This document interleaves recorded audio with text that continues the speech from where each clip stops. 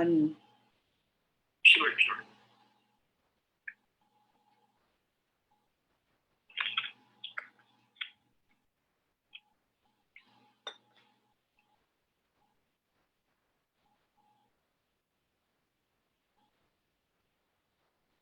I don't see anything. Which one you go live? Yeah, there's nothing. It's just my Facebook. You're actually live na. I don't see anything. You're live na. You're live na. I am? Yeah, you are live na. Okay. Everyone can see you na. So I'll just, but I don't see, paano yun? I can't see their comments because right now I see myself using Zoom. Don't worry about the comments. We do not intend to answer them. I'll answer the questions now. We can ask and then gather about the questions. You can ask Janice to review and answer all your questions so that you can answer all their questions. Okay, Ben. Sige. So I'm right. so you live. Sige. Bye. Okay, bye.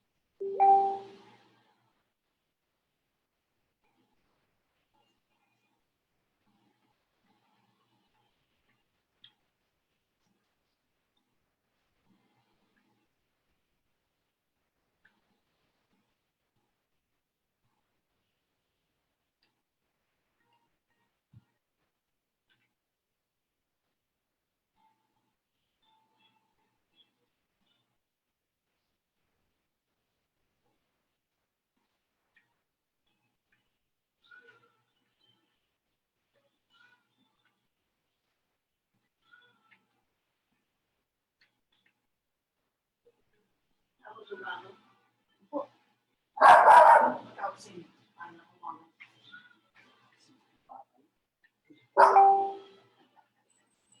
ito tumatawag.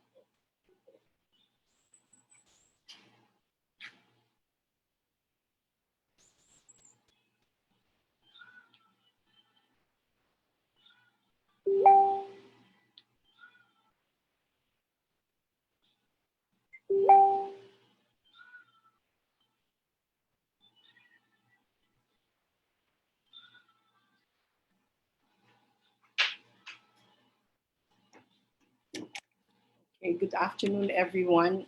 It's just about 1:50, so we have 10 more minutes. Let's wait for the others to join us.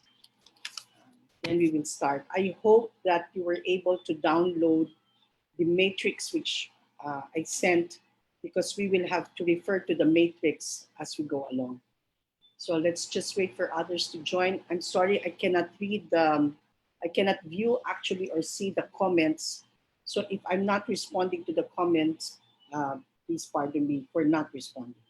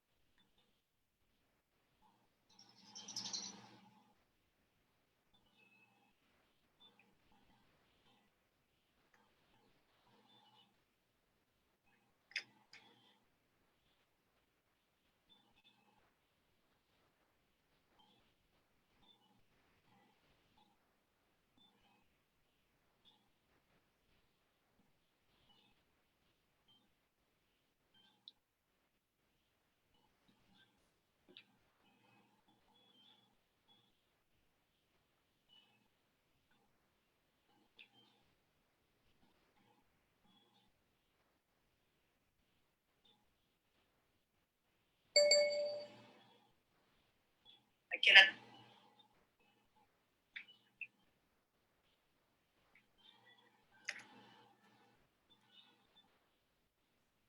So hintay-hintay lang tayo para makasama yung iba. So it's only 1:53.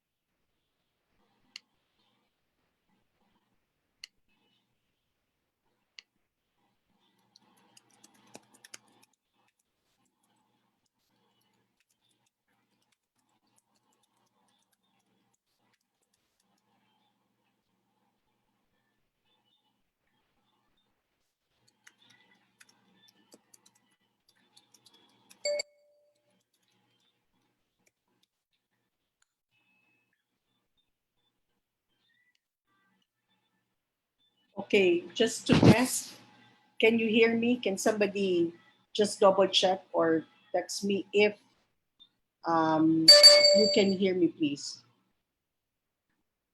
The matrix you can get from the PALS page.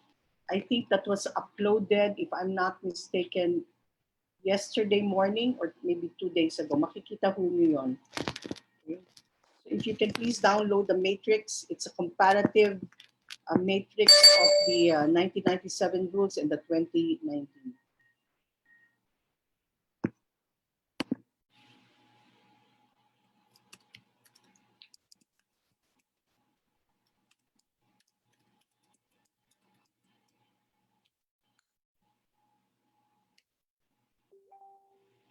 Okay. Thank you, Carl, for confirming. Thank you, Professor Zarate. Okay, 5 more minutes, we'll start on time.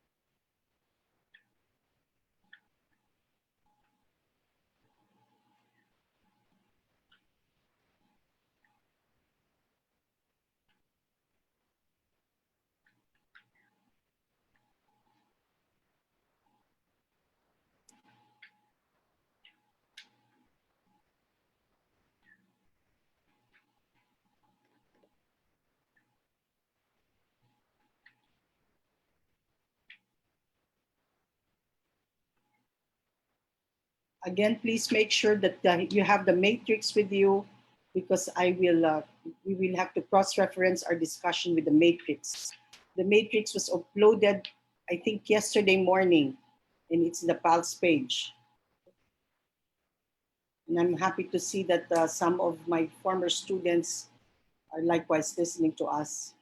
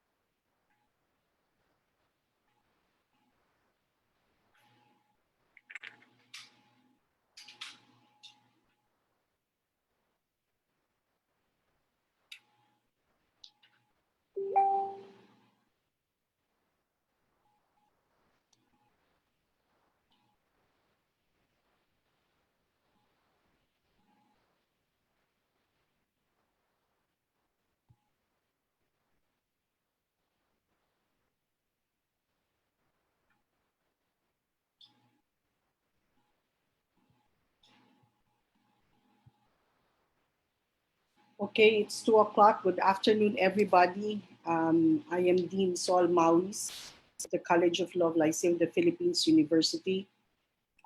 Thank you for joining us. This is actually a project of the Philippine Association of Law Schools.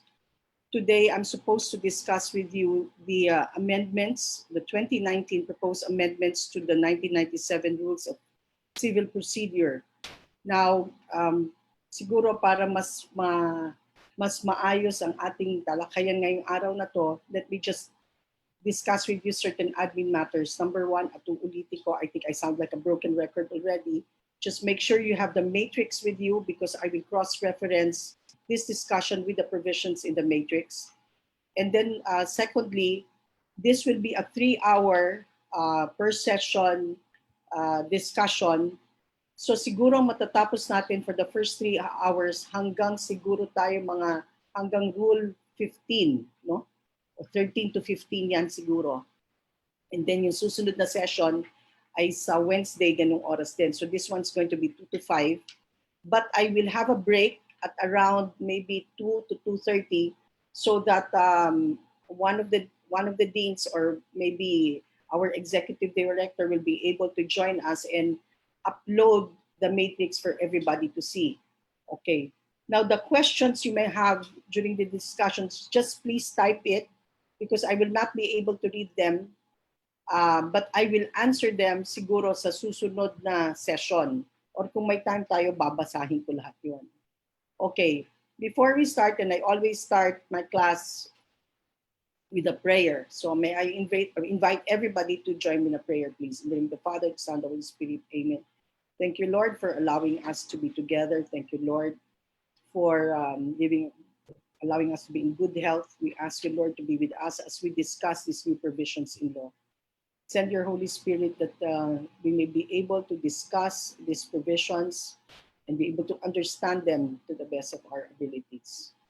All of this we ask through your Son, Jesus Christ, who lives and reigns with you forever and ever. Amen. Okay, magandang hapon po sa inyong lahat. Okay, this is the first time I'm doing this, so pagpasensyahan nyo na because I was just telling one of the deans earlier, nakakakaba pala to, you know. You just talk and you don't see the reaction of people. And then I do not know whether you're understanding me or not. So if you have any concerns, just type it and we will answer them. Okay. Now let me start now with first, okay. Let's first understand why was there a need to amend the rules of court, particularly Rules 6 to 35. Ang hindi naman ang entire civil procedure ang na-amend. Ang na-amend lamang is 6 hanggang 35. Kaya ang i-discuss ko lamang is 6 to 35. Okay. Now, pangalawa, okay, may mga ibang provisions that were not substantially amended. Okay. And kung may pagbabago lamang is simply because of it more or less parang pang gender inclusiveness. Instead of his only, ginawang his or her. At saka yung consistent na amendment, instead of saying 15 days, ngayon ay 15 calendar days. I'm raising this now and discussing it now because I will not discuss those points anymore because that will be recurring amendments. Okay. Now, as I said earlier, bakit ba kinailangan na magkaroon na amendahan yung 1997 Rules of Civil Procedure? As stated in the resolution itself, okay, there is a need to make the disposition of action and proceeding more just, speedy, and inexpensive, as well as to prevent delays and to decongest the courts. Kaya kung mapapansin nyo, the common denominator ng pagbabago ay para mas mapabilis ang proseso sa korte.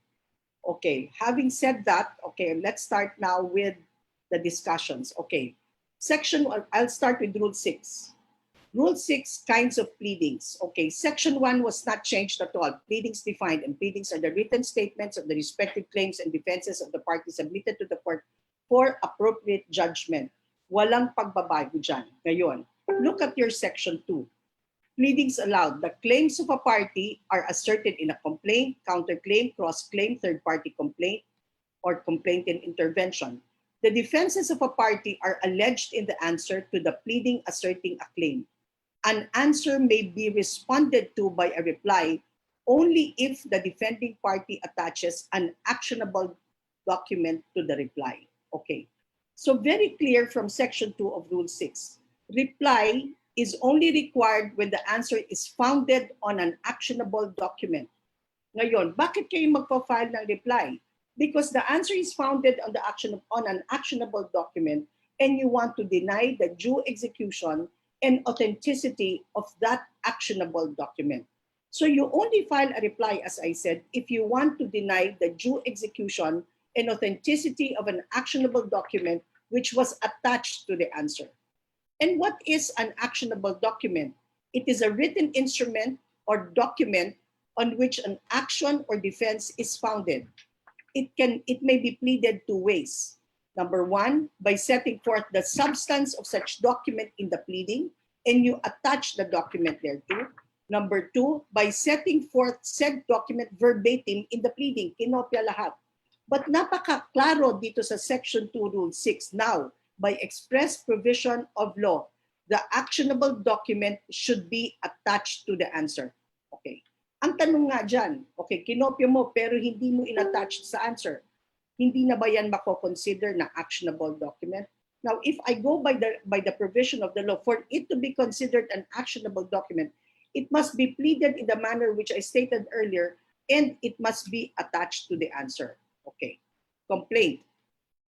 The complaint is the pleading alleging the plaintiffs or claiming parties' cause or causes of action.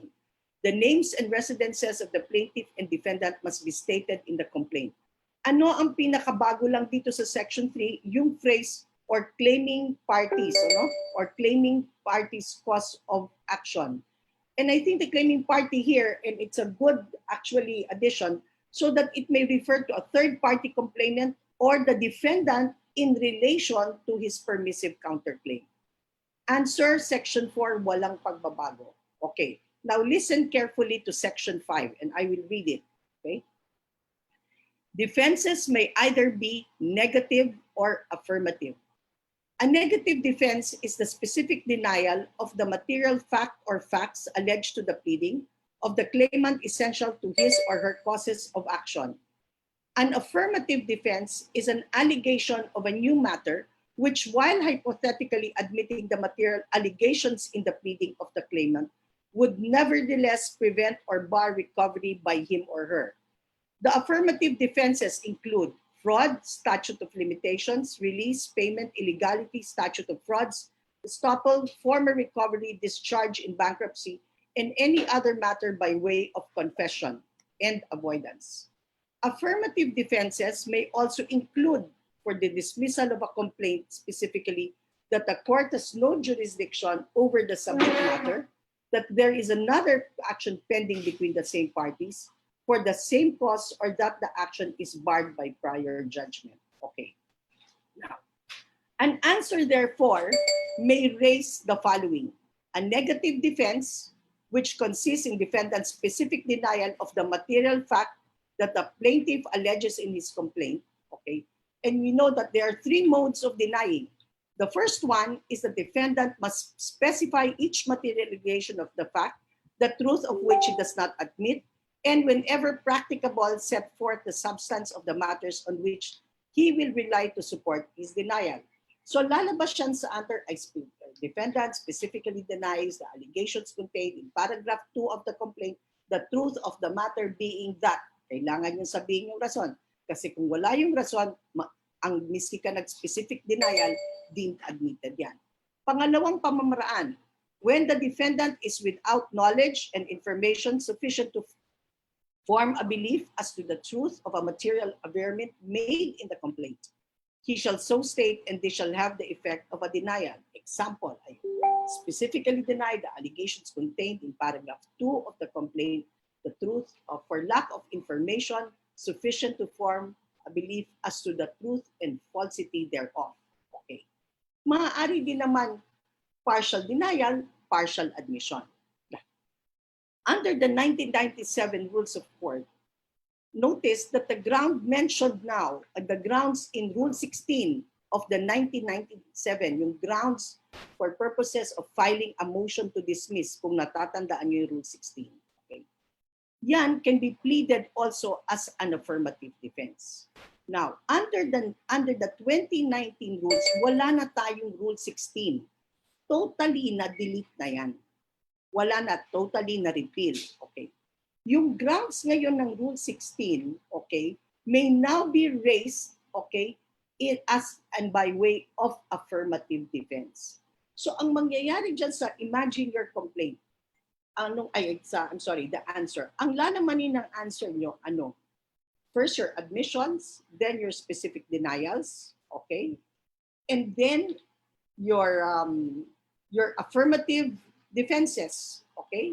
Or affirmative defenses, which can be your grounds, which are the grounds raised in the former Rule 16. Now, with the repeal of the entire Rule 16, therefore, all the grounds enumerated in the former Rule 16 may now be raised as affirmative defenses in the answer. At ano-ano yon? Number one, that the court has no jurisdiction over the person of the defending party, that the court has no jurisdiction over the subject matter of the claim. 3, the venue is improperly legal capacity to sue. 3, that their litis pendentia. 4, res judicata. Then, that pleading asserting the claim states no cause of action. The claim or demand set forth in the plaintiff's pleading has been paid, waived, abandoned, or otherwise extinguished. The claim on which the action is founded is enforceable under the provisions of the statute of frauds, and that the pleading precedent for the claim has not been complied with. Okay. Yung mga grounds na yan, dapat erase nyo yan sa answer by way of affirmative defenses kasi wala nang Rule 16. Pero sa grounds na yan, may 4 na pwede kang mag-file ng motion to dismiss. Okay. Which is pursuant to Section 1 of Rule 15 of the 2019 amendments. Okay. So, ano yung mga grounds na yon? Lack of jurisdiction over the subject matter, litis pendentia, res judicata, okay, and prescription. Now, in other words, okay, with the repeal of Rule 16, all those grounds mentioned are under Rule 16 pleaded by way of affirmative defense, which you will put in your answer. A motion to dismiss can only be filed now, come May, no? Under the 2019 rules, okay? Pwede lang kayo mag-file ng motion to dismiss on 4 grounds. Lack of jurisdiction, okay, over the subject matter, litis pendentia, res judicata, and prescription. Is that clear? Okay. In fact, if we go later to Section 1 of Rule 9, the court on its own can dismiss a complaint when it appears from the pleadings or the evidence on record that the court has no jurisdiction over the subject matter on the ground of litis pendentia, on the ground of res judicata, and then litis pendentia and statute of limitations. That is pursuant to Section 1, Rule 9 of the 2019 rules. Okay, now, let's now go to Section 7. Okay, Section 7. Actually, the Section 7 of the 2019 rules, hindi naman masyadong inamend. Okay? Merong amendment lang sa bandang dulo. Okay? Which is consistent with jurisprudence. Let's read Section 7. A compulsory counterclaim is one which, being cognizable by the regular courts of justice, arises out of or is connected with the transaction or occurrence constituting the subject matter of the opposing party's claim, okay, and does not require for its adjudication, the presence of third parties of whom the court cannot acquire jurisdiction. Such a counterclaim must be within the jurisdiction of the court, both as to the amount and the nature thereof, except that an original action from the RTC, the counterclaim may be considered compulsory regardless of the amount. At ito na yung amendment. A compulsory counterclaim not raised in the same action is barred unless otherwise allowed by the rules, which is consistent with jurisprudence. Okay, now, so what is made clear under the amendment is that a compulsory counterclaim not raised in the same action is barred. You cannot file a separate independent action on that. Okay, so what is a counterclaim? As defined under Section 6, Rule 6 of the 2019 rules, okay, as it is any claim which a defending party may have against an opposing party. They are generally allowed in order to avoid multiplicity of suits and to facilitate the disposition of the whole controversy in a single action, such that the defendant's demand may be adjudged by a counterclaim rather than by an independent suit. And what are the limitations, okay, para ka mag-raise ng counterclaim? Number 1, the court should have jurisdiction over the subject matter of the counterclaim. Number 2, that it could acquire jurisdiction over third parties whose presence is essential for its jurisdiction. And that is based on the ruling of Lafarge Cement Philippines versus Continental Cement. Okay. Paano mo ngayon malalaman? Okay, so there are 2 kinds of counterclaims, di ba? Isang counterclaim na compulsory, isang counterclaim na permissive. Now, ang tanong, paano mo malalaman kung yung counterclaim na nire-raise mo sa iyong answer permissive o counter or compulsory? Ask yourself these questions. Okay. And if the answer to all these questions, lahat yan yes, okay, then you know that your counterclaim is a compulsory counterclaim. So una, ano ba yung mga questions na yan? Okay. Based on the case of Bungkayaw versus Fort Ilocania, first question, are issues of fact and law raised by the claim and by the counterclaim largely the same? Second question, would res judicata bar a subsequent suit or defendant's claim absent the compulsory counterclaim?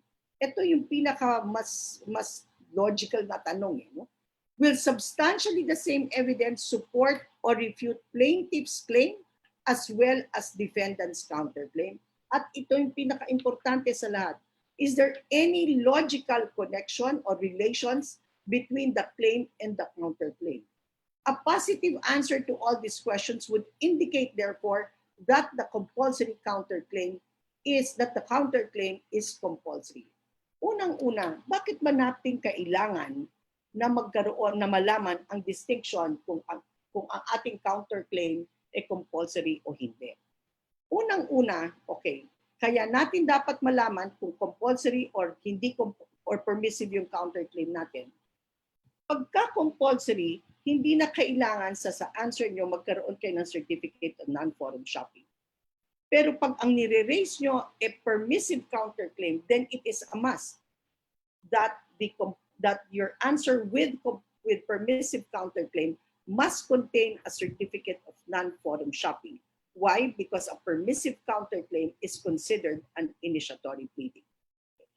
Number two, sa compulsory counterclaim, okay, because of the suspension of OCA Circular number 96-2009, okay, where it clarified that the filing fee on the compulsory counterclaim has been suspended, hindi tayo magbabayad ng filing fee on the compulsory counterclaim. Pero ang permissive counterclaim, magbabayad tayo ng docket fees dyan. Okay? Kundi the court will not be able to acquire jurisdiction on your permissive counterclaim, lalong-lalo na, okay, syempre kung talagang hindi mo pagbayad because it's intentional and deliberate, then the ruling in Manchester will now be followed. But of course, if it's unintentional, nagkulang lang yung bayad mo, hindi ka agad dyan i-dismiss. Ang mag-a-apply ngayon dyan is yung Sun Life Assurance. Okay. Now, pangatlo, okay, when you speak of compulsory counterclaim, you have to raise it. Because if you don't raise that compulsory counterclaim, tulad ng nabanggit natin kanina, deemed barred. Hindi ka pwedeng mag-file ng panibagong kaso, tapos yung subject matter ng kaso mo ay yung dapat ni-raise mo by way of compulsory counterclaim.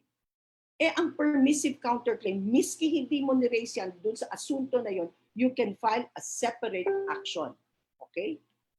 Clear, ha? Okay, now, the rule in permissive counterclaims is that for the trial court to acquire jurisdiction, the counterclaimant is bound to pay the prescribed docket fees. Since the petitioner in the case of GSIAS versus heirs of Caballero did not pay the docket fees, the RTC did not acquire jurisdiction over its permissive counterclaim. Okay.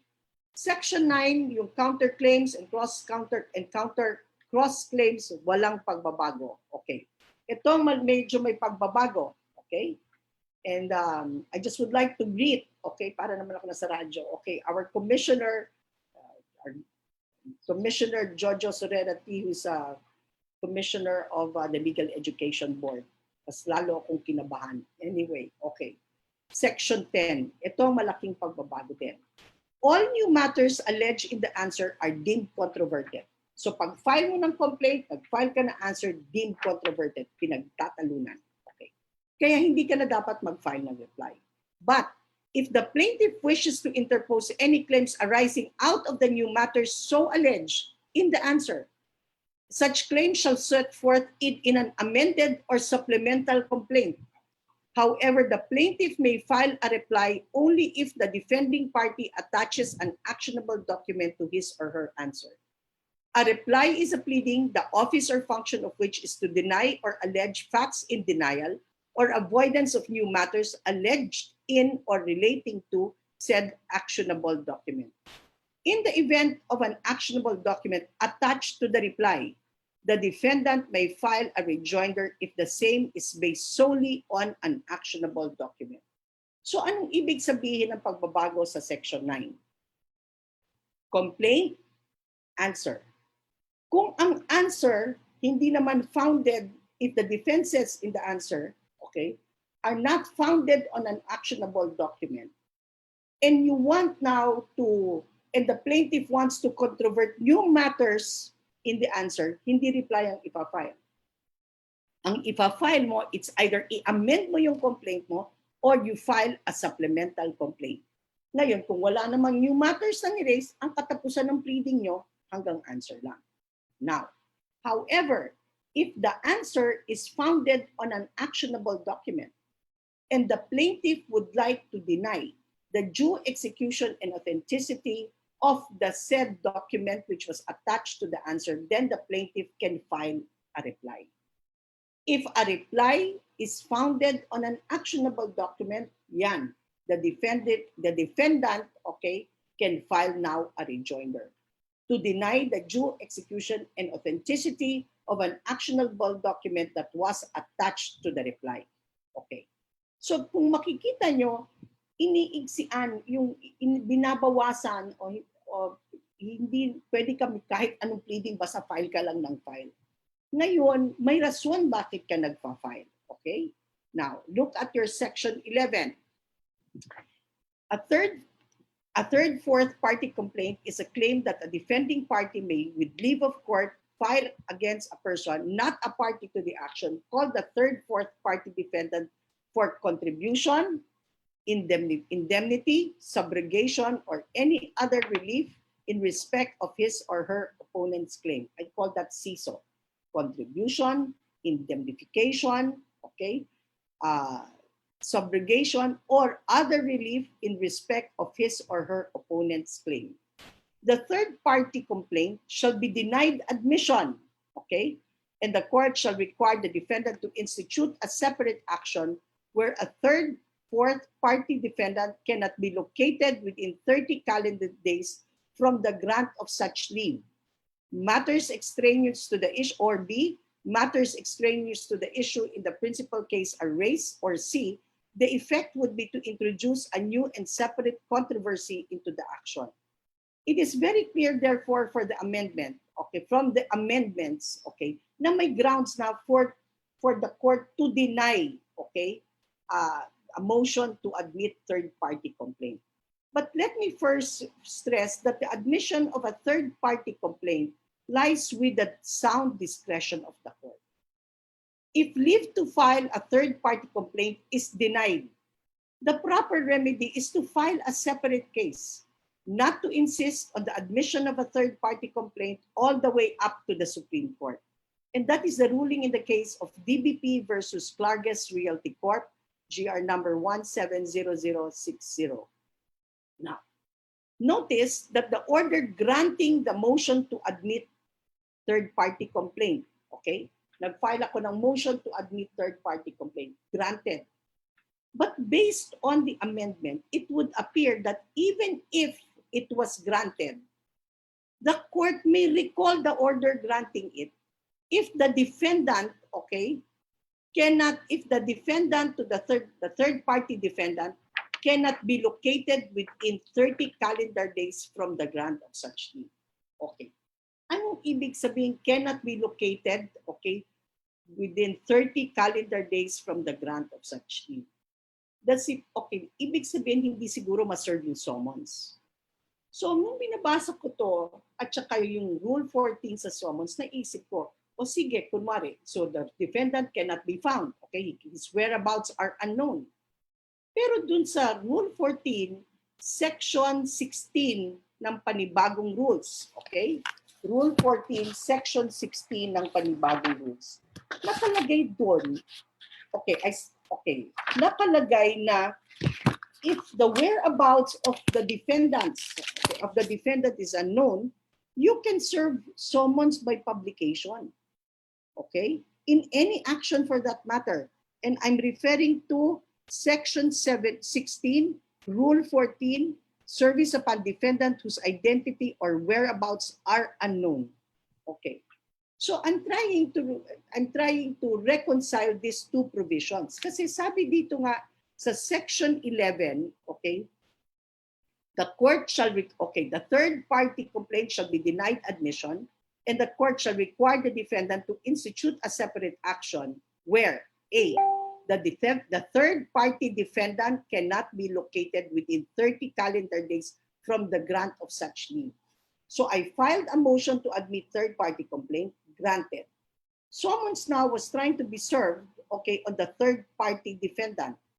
But the third party defendant within a period of 30 days cannot be located. What will now happen? The court now can recall the order granting the third party complaint. Okay. But my question in my mind, and I said I do not want to venture a wild guess, and I would rather wait for the Supreme Court to issue a ruling on this matter when the proper time comes. Does it mean, therefore, that we cannot avail, the third party plaintiff cannot avail of Section 16, Rule 14, okay, of the 2019 Rules of Court, where in the said provision it provides if the defendant's whereabouts are unknown, one can ask the court and ask permission that the summons be served through publication. Okay, now there are other grounds on which a motion to admit a third party complaint can be denied. Matters extraneous to the issue in the principal case are raised, or the effect would be to introduce a new and separate controversy into the action. As I said, in the case of DBP, if your motion to admit third party complaint is denied, you don't insist that it should go up to the Supreme Court. The remedy is to just file an independent separate action. Okay. Now, for those who are students, maybe it would be nice to know what are the requisites for, or remember or recall, what are the requisites for a third party action? Number one, that the party to be impleaded is not yet a party to the action. Number two, that the claim against the third party defendant must belong to the original defendant. Number three, the claim of the original defendant against the third party defendant must be based on plaintiff's claim against the original defendant. Pinapasa niya kasi doon sa third party defendant. Number four, the defendant in the main case is attempting to transfer the third party defendant the liability asserted against him by the original plaintiff. Now, and that is the case of Philtranco Service Enterprises versus Paras. Okay.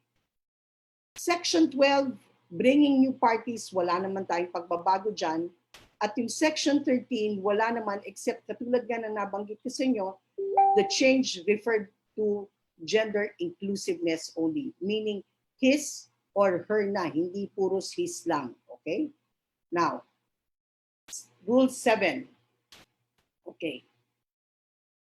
Okay, in Rule 7, okay, if you have your matrix with you or your rules of court, Sections 1, caption of the pleading, 2, Section 2, the body, okay, Section 1 and 2, no changes, okay, still the same provisions. Now let's go to Section 3, kasi ito, substantive ang change, okay. Section 3, signature and address. Okay. Let me just read the provision first, then we go on to the comments. Every pleading and other written submissions to the court must be signed by the party or counsel representing him or her. The signature of counsel constitutes a certificate, okay, by him or her that he or she has read the pleading and document. That to the best of his or her knowledge, information, and belief, formed after an inquiry reasonable under the circumstances, A, it is not being presented for any improper purpose, such as to harass, cause unnecessary delay, or needlessly increase the cost of litigation.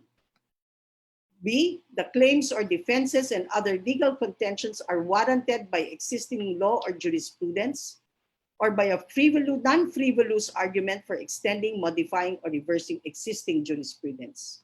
C, the factual contentions have evidentiary support, or if specifically so identified, will likely have evidentiary support after availment of the modes of discovery under the rules.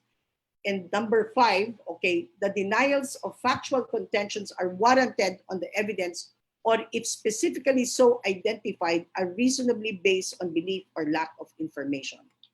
And this is very important.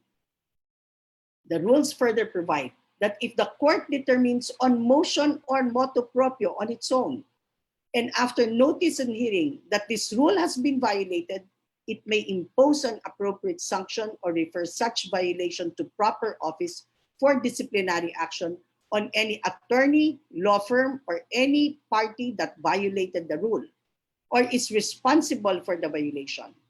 Absent exceptional circumstances, a law firm shall be held jointly and severally liable for a violation committed by its partner, associate, or employee. The sanction may include but shall not be limited to non-monetary directive or sanction, an order to pay a penalty in court, or if imposed on motion and warranted for effective deterrence, an order directing payment to the movement of part or all of the reasonable attorney's fees and other expenses, okay, directly resulting from the violation, including attorney's fees, okay, for the filing of the motion for sanction. The lawyer or law firm cannot pass on the monetary penalty on the client. Okay. Okay, this one is really very earth-shaking, especially for the lawyers and practitioners. Okay. You know, when a lawyer affixes his signature on a pleading, in effect, okay, based on the rules, he guarantees the following. He certifies that certifies the following. Number 1, that he has read the pleading in the document. Number 2, to the best of his knowledge or information and belief, which information and belief was formed after an inquiry reasonable under the circumstances. But what is inquiry reasonable under the circumstances? Hindi yan dinefine ng rules. Okay. If he affixes his signature on the pleading, the lawyer further certifies that it is not being presented for any improper purpose such as to harass, cause unnecessary delay, or needlessly increase the cost of litigation. He further certifies that the claims, defenses, and other legal contentions are warranted by existing law or jurisprudence, or by a non-frivolous argument for extending, modifying, or reversing existing jurisprudence.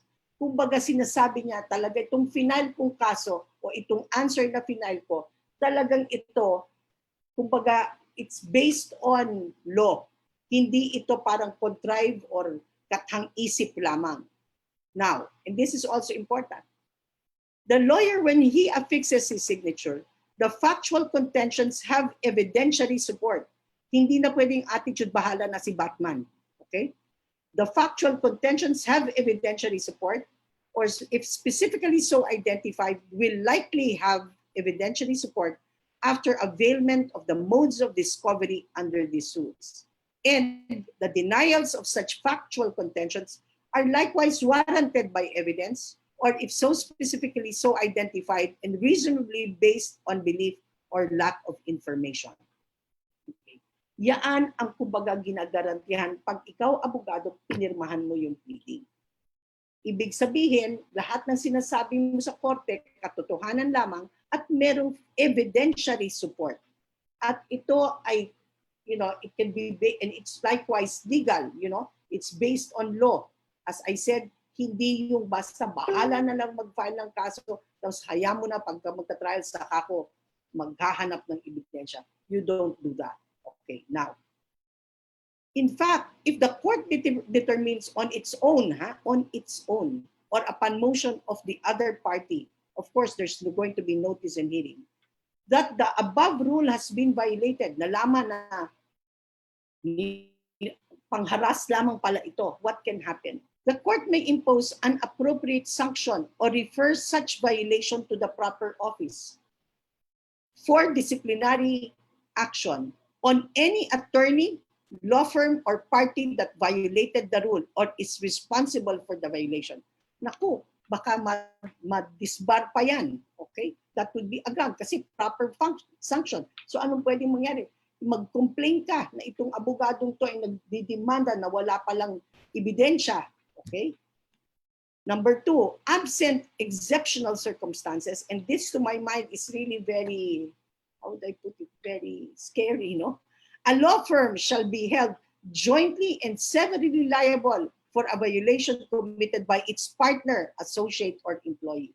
So anong ibig sabihin yan? If you are in a law office, hindi na lang pwedeng sasabihin ng partner, o sige, bahala ka na dyan, associate, bahala ka na, ikaw nang bahala dyan. They really have to work together. Because if the associate falters, okay, and then knowingly filed a case na wala palang ebidensya, pati yung partner sabit. Okay. The sanction may include but shall not be limited to non-monetary directive or sanction, an order to pay a penalty in court, or if imposed on motion and warranted for effective deterrence, an order directing payment to the movant of part or all of the reasonable attorney's fees and other expenses directly resulting from the violation, including attorney's fees for the filing of the sanction. Imagine the lawyer will be paying fees, okay, by way of sanction, okay. And the lawyer or law firm cannot pass on the monetary penalty to the client. That's how serious this is. Kung ma-impose ka ng sanction, okay, at pinagbayad ka ng court, let's say, ng 5,000 pesos, yung 5,000 pesos manggagaling yan sa bulsa ng abogado, hindi pwede yan singilin sa kabila. Okay. Now, I will share this because this is just my personal observation. I hope you don't mind me sharing with you the personal observation. You know, when you're a lawyer, of course, there's parang ano yan eh, lahat naman ng abogado, yung mga sinusulat, base yan sa kwento. Okay? Base yan sa representation ng client. Okay? Dapat sana siguro nagkaroon ng agreement. And this to my mind, you know, the rules of court, the proposals, will have a change. There will be a paradigm shift in the lawyer-client relationship. Why? Because syempre, I don't want to be sued for this, di ba? So syempre, pag nag-usap kami ng kliyente, papipirmahan ko na lahat ng sinasabi mo sa akin, pawang katotohanan lamang. At lahat ng binibigay mo sa akin ebidensya ay pawang katotohanan lamang. Para meron akong depensa na hindi ako pumunta sa korte tapos yung pala ay sued lang on the basis of wild imagination. Okay? I think there should be an agreement between the lawyer and the client so that the lawyer naman can protect himself. Okay? Now, notice in section 3B, okay, of Rule 7, it is incumbent upon the lawyer to verify the representations of the client. But as I said earlier, okay, ano ba yung definition ng inquiry reasonable under the circumstances? Yan hindi pa na-define ng court. Now, the pleading, if also I will discuss this again in another rule. But here, sinabi na that the pleading is no longer based on ultimate facts, but on evidentiary facts. Okay, now, very important yan. Okay? Lalo na pagka nagkuha tayo ng bar at sinabing gumawa ng complaint. Okay? And I will discuss that later. Now, let me go now to verification. Okay? Except when otherwise specifically required by law or rule, pleadings need not be verified under oath. A pleading is verified by an affidavit of an affiant duly authorized to sign said verification. The authorization of the affiant to act on behalf of a party, whether in the form of a secretary's certificate or special power of attorney, should be attached to the pleading and shall allege the following. That specific provision in the 2019 proposal, very clear that if the person who's going to verify is not, let's say, the plaintiff or the defendant, okay, and the pleading has to be verified, the authority of the person to verify the said document should now form part of the pleading to be verified. Yung SPA o yung SecCert or yung director certificate kung korporasyon yung defendant or yung plaintiff. At paano mag-verify? Okay. Under the old rules, okay? Under the old rules. I don't want to call it pala old. Kasi current pa rin ngayon yan eh.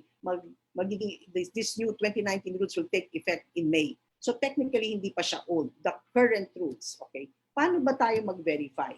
Okay, di ba sa verification, ang nilalagay natin, number one, I'm the plaintiff in the form of caption case. I have read the contents of the complaint, and they are true based on my own personal knowledge or based on authentic documents. Diba? That they're correct and ganyan. Okay. Ang verification ngayon, ang verification come May will be different. Bakit? Because under Section 4 of Rule 7, 2019, there are additional attestations that must be included. Okay. Thus, the verification must contain the following. Number one, the allegations in the pleading are true and correct based on his or her personal knowledge or based on authentic documents. Yan, nasa current rules yan. Number two, ito wala. The pleading is not filed to harass, cause unnecessary delay, or needlessly increase the cost of litigation. And number three, the factual allegations therein have evidentiary support, or if specifically so identified, will likewise have evidentiary support after reasonable opportunity for discovery. Yaan, kailangan na yan kasama sa verification. Okay. What is the purpose ba of verification? It is to secure an assurance that the allegations in the pleading are true and correct and have been filed in good faith, according to the case of Salenga versus Court of Appeals. Now, paano kung defective yung verification? May nagkulang kayong paragraph. Yaan ba i-dismiss ng korte? Sabi sa kaso ng Torres versus Codilla 2012 case, a defective verification is merely a formal defect which does not affect the jurisdiction of the tribunal. Kaya anong gagawin nung plaintiff? Kunwari, plaintiff dapat nag-file ng verified complaint. Napansin ng defendant, kulang-kulang yung verification. Mag-file lang siya ng motion na ipa-verify niya yung complaint. At kung yung court mag-issue ng order na i-verify yung complaint, dapat sumunod ang plaintiff at magbigay siya at baguhin niya yung verification and let the verification comply, okay? Comply with the rules. Okay, now, Section 5, certification against forum shopping. Okay. Okay. Yung provisions currently, isang amendment na na-introduce dyan. Okay. And yung amendment na yon is the authorization of the affiant, okay, to act on behalf of a party, whether in the form of a secretary's certificate or a special power of attorney, should be attached to the pleading. Okay. So anong ibig sabihin nun? Kung kunwari korporasyon, no? At magkakaroon ng certification on non-forum shopping, the authority of the person executing the certificate against forum shopping should now form part, okay, of that certification. Dapat naka-attach. Okay. Please take note of the general rule on the rules on certificate of non-forum shopping. What is the general rule?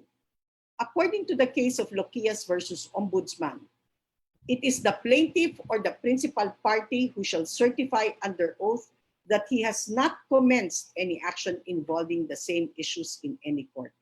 Okay?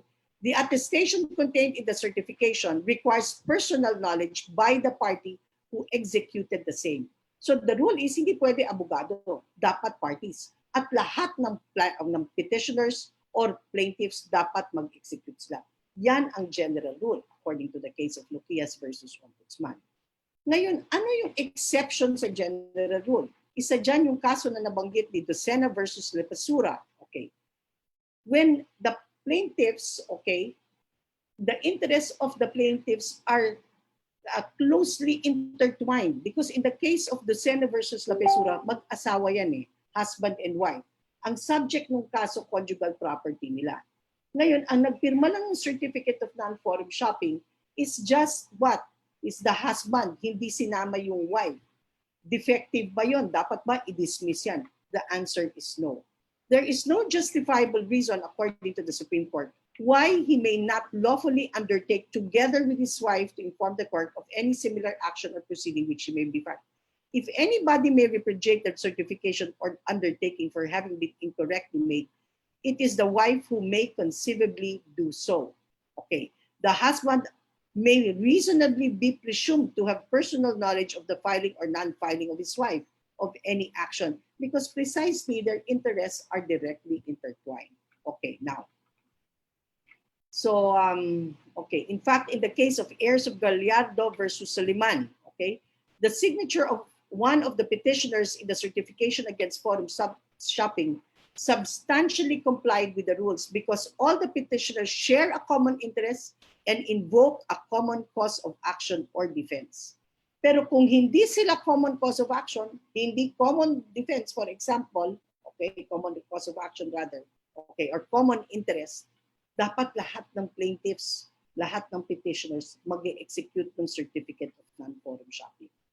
Now, sa isang kaso, Chua versus Torres, okay, may magkapatid sila, brother, sister.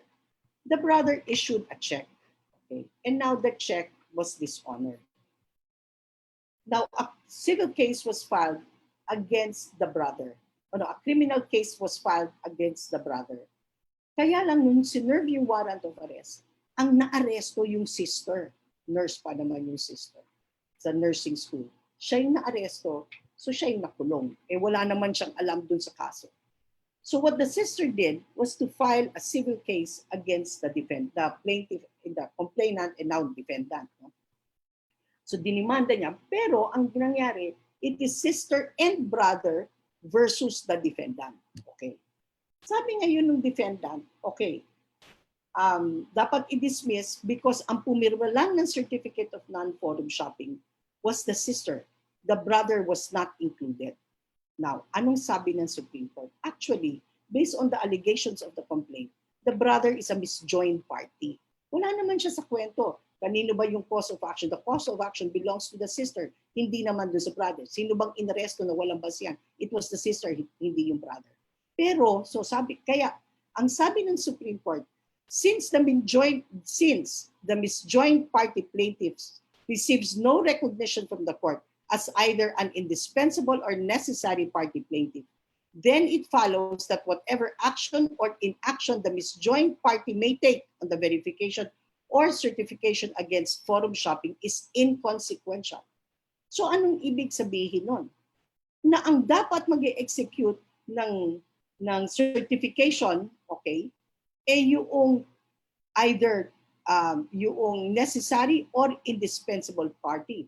Pero kung misjoined party ka, okay, at hindi ka naka-execute ng certification on non-forum shopping, okay lang kasi sa totoong buhay, hindi ka naman dapat talaga kasali. Okay.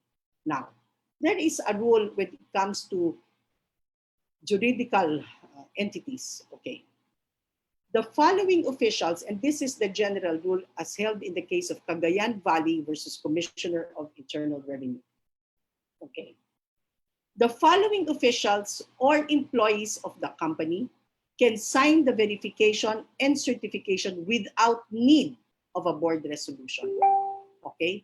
And these are the following corporate officers who can sign the certification on non-forum shopping, okay, without need of a board resolution. Number one, the president of a corporation. Number two, the general manager or acting general manager.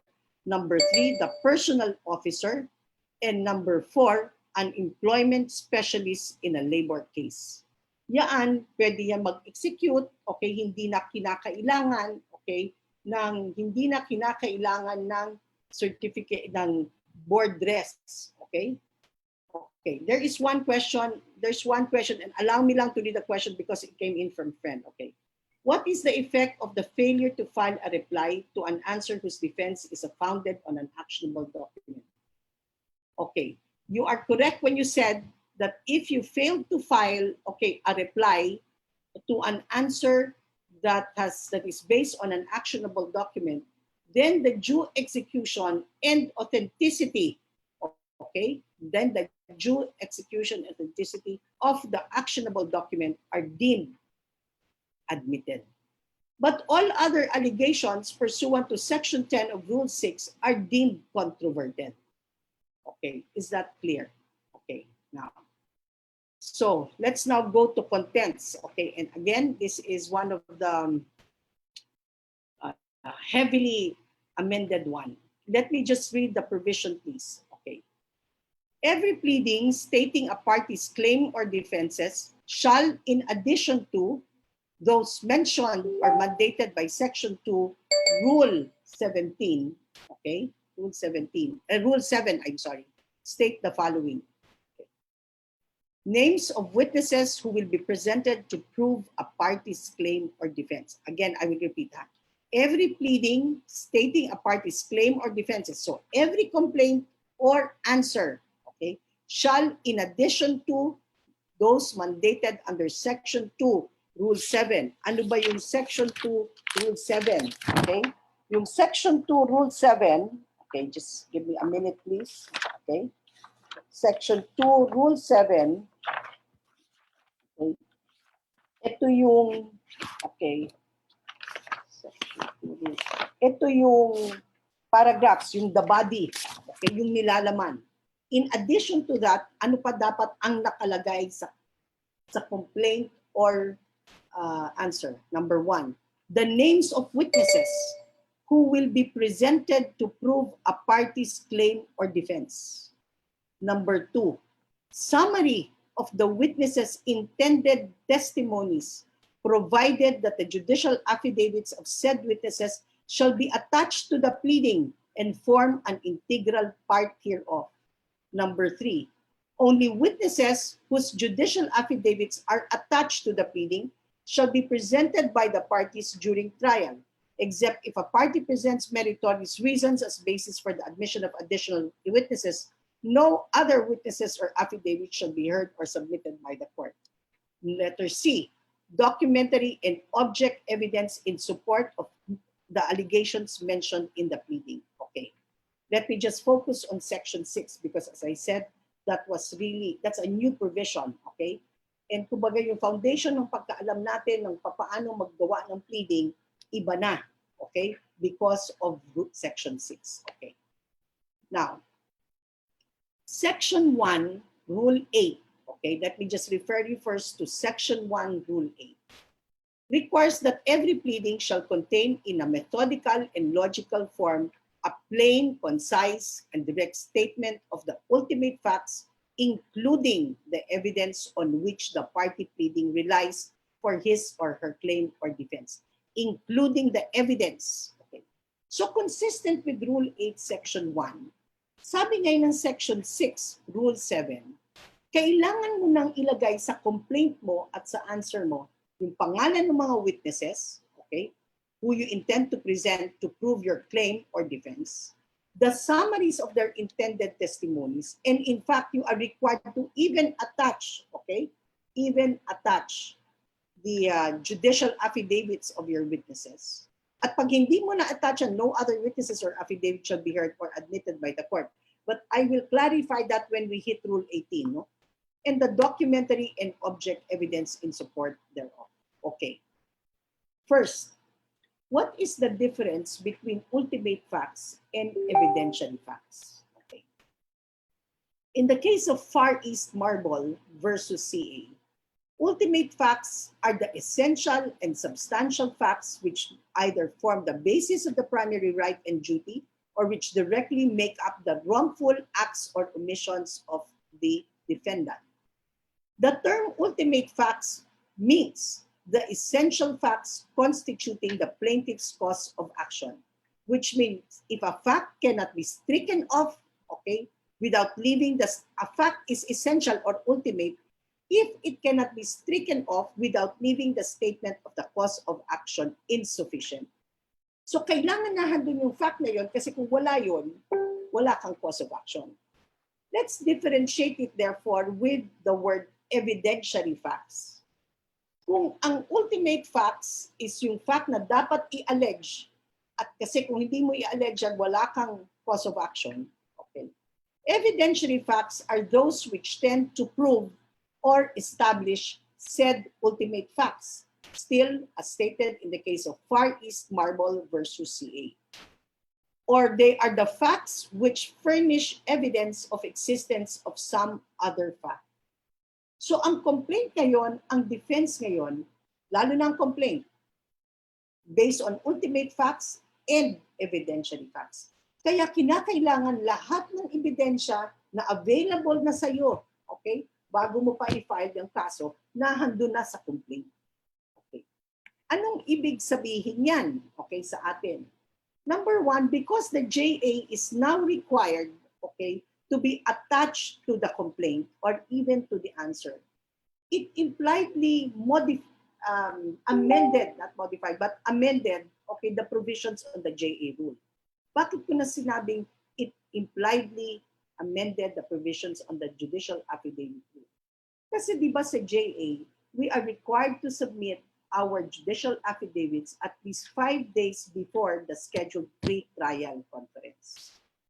Under the rules now, particularly as stated in Section 6, okay, of Rule 7, yung JA, kailangan naka-attach na yan. Okay. Anong implications niyan? Doon sa mga abogado hong nakikinig, okay, pag nag-file na ho tayo ng kaso, kunwari complaint, naku, talagang mahirap. Dahil hindi naman mahirap, dapat naman talaga alam natin kung ano yung ebidensya. Kaya lang mahaba na yung proseso only because pag file mo, dapat lahat nakaayos na yung ebidensya, which is only but right. No?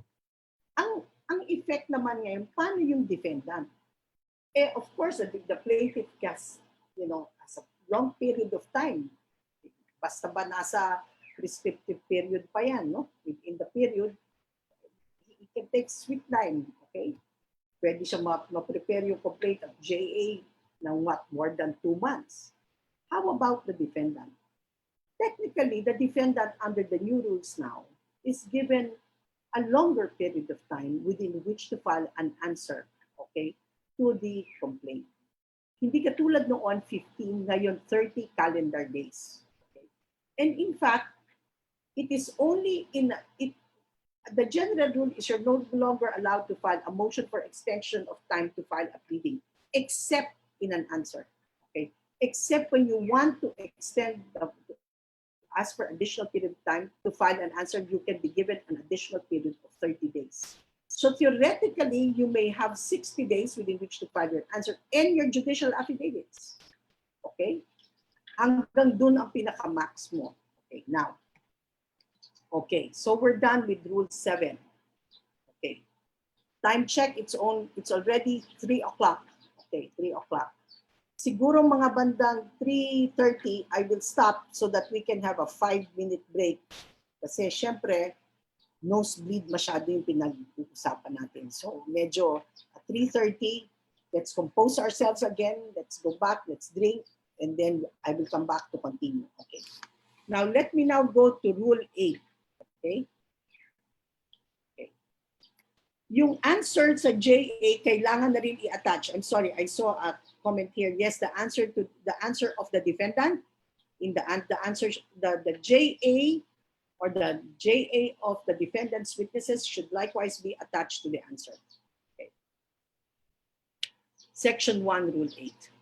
Every pleading shall contain in a methodical and logical form a plain, concise, and direct statement of the ultimate facts, including the evidence on which the party relies for his or her claim or defense as the case may be. Okay. The second paragraph was amended. If a cause of action or defense relied on is based on law, the pertinent provisions thereof and their applicability to him or her shall be clearly and concisely stated. Okay. Under Section 1 of Rule 8 of the 1997 rules, it is only when the defense is based on law that you are required to quote the pertinent provision of law. Now, the Section 1, Paragraph 2 was amended to the effect to include now that if your complaint or cause of action rather is based on law, you cite the pertinent provision of law, which I think is also correct. No? Okay. Section 2, no changes, and that's your alternative causes of action. Your conditions precedent, no changes. Section 4 on capacity, no changes. Same with Section 5. Okay. Now let me now go to judgment, Section 6. Okay. In pleading a judgment or decision of a domestic or foreign court, judicial or quasi-judicial, okay, of tribunal or a board of officer, it is sufficient to aver the judgment or decision without setting forth showing jurisdiction to render it. Okay. Why? Because precisely jurisdiction is presumed, no? An authenticated copy of the judgment or decision shall be attached to the pleading. Now, I draw your attention to Section 6, Rule 8, which now, Section 6, Rule 8, which now requires that an authenticated copy of the judgment or decision shall be attached to the pleading. I might as well bring to the attention of the listeners that it need not be consularized anymore. Okay? Kasi the Philippines being a member of the Hague Convention abolishing the requirement of legalization for foreign public documents, pwede na lang i-apostilize. Hindi na tayo pupunta sa consular office at para kumuha ba ng red ribbon. Okay? Pwede ka na lang magpa-apostilize. Okay. Now, Section 7, actually this one is action or defense based on an actionable document. Hindi yan nagbago. Okay?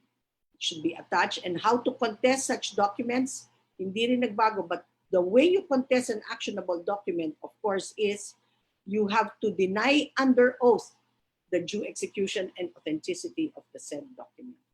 You don't deny under oath, then it will give rise to a technical admission. Okay. Section 9, no change. Section 10, specific denial. Okay, except gender inclusiveness provisions, no change. Now, allegations not specifically denied, deemed admitted. If you read, and this is very short lang naman, may I ask you to just read Section 11. In Section 11 of Rule 8 of the 1997 rules, the material averments that are deemed admitted are those stated in the complaint. Okay. The amendment, okay, in Section 11 appears to be more inclusive and appropriate as it may now include material averments in a third-party complaint or even in an answer where a permissive counterclaim is being asserted. Okay. Okay. Siguro ganito, kasi itong Section 12, how would I put it? Basta maano siya, kakaiba siya. Okay? So, can we have just a 1-minute break? Let's call on the Holy Spirit, okay? Na medyo paliwanagin ang ating isip para pagbalik natin sa Section 12, we have a new, our minds are clear because this Section 12, as I said, is very, very different. Okay? Let's just have a 1-minute break. Sandali lang po.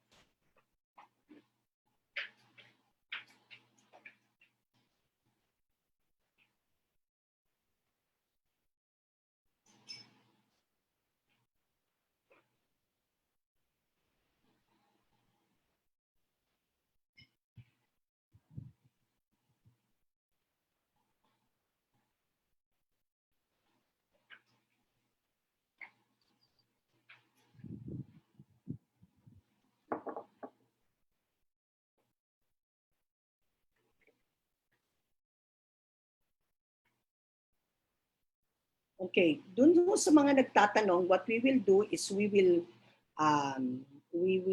collate them, okay? Pagkatapos po sa susunod na session, dun po natin sasagutin. Ano po? Okay. Sige ho. Okay. So let's start with Section 12. Affirmative defenses. A defendant shall raise his or her affirmative defenses in his or her answer, which shall be limited to the reasons set forth under Section 5B, Rule 6, and the following grounds. Okay. First ground, that the court has no jurisdiction over the person of the defending party. The venue is improperly laid. 3, the plaintiff has no legal capacity to sue. 4, that the pleading asserting the claim states no cause of action, and that a condition precedent for the filing of the claim has not been complied with. Now, so from actually yung 5B Rule 6 at saka itong mga in-enumerate, yan daw pwede nyo erase by way of affirmative defenses. Okay. Failure to raise the affirmative defenses at the earliest opportunity shall constitute a waiver thereof. The court shall motu proprio resolve the above affirmative defenses within 30 calendar days from the filing of the answer. As to the other affirmative defenses under the first paragraph of Section 5B, okay, Rule 6, the court may conduct a summary hearing within 15 calendar days from the filing of the answer. Such affirmative defenses shall be resolved by the court within 30 calendar days from the termination of the summary hearing. Okay. Affirmative defenses, if denied, shall not be subject of a motion for recon or petition for certiorari, prohibition, or mandamus, okay, but may be, among others, to be raised on appeal after judgment on the merits. This is a new provision, okay, and let me discuss my understanding of it to you. Okay, now. Okay. The defendant must file an answer and raise all the grounds mentioned in Section 5C, Rule 6, okay, and those enumerated under Section 12 by way of affirmative defenses.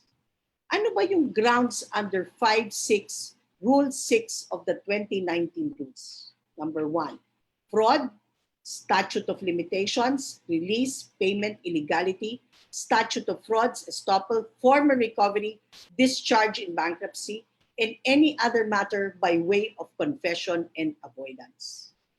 Pag yan daw ang in-erase nyo, hindi nyo yan marerase sa motion to dismiss. Unang-una, wala na yung Rule 16. Okay? Hindi daw, marerase lamang nyo yan sa inyong answer by way of affirmative defense. You may also in the answer include the following affirmative defenses. Okay? Court has no jurisdiction over the subject matter, litis pendentia, res judicata, and prescription of action. Okay? And of course, your grounds mentioned under Section 12, Rule 8, yung no jurisdiction over the person of the defending party, venue improperly laid, plaintiff has no legal capacity to sue, pleading asserting the claim states no cause of action, and that the condition precedent for filing the claim has not been complied with. In my mind, there are therefore 3 groups which you can raise by way of affirmative defense. The first group is composed of the grounds mentioned under 5C, Rule 6. Okay, that's the first ground. The second ground actually are the grounds, okay, yung tinatawag kong 4 na sikat, Section 1, Rule 9. Lack of jurisdiction over the subject matter, litis pendentia, res judicata, prescription. Okay. At saka yung third group will be your Section 12, Rule 8, yung lack of jurisdiction over the person of the defending party, venue improperly laid, etc. Okay. Please take note, okay, that under Rule 9, okay, Rule 15, Section 12 of the 2019 rules, okay?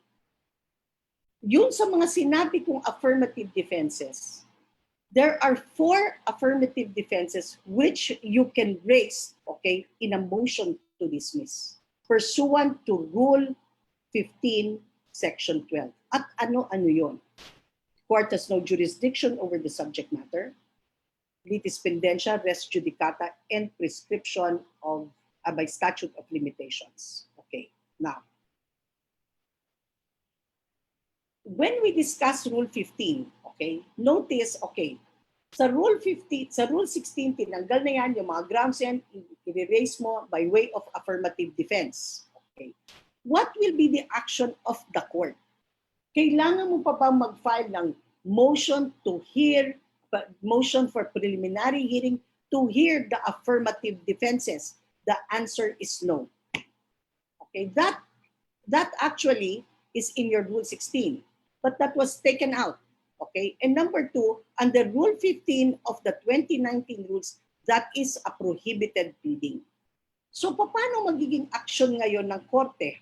Okay, the action of the court will depend on what affirmative defense you raise. Okay, if the affirmative defense is any of the grounds mentioned in Section 12, Rule 8, okay, And what are the grounds mentioned under Section 12, Rule 8? Okay.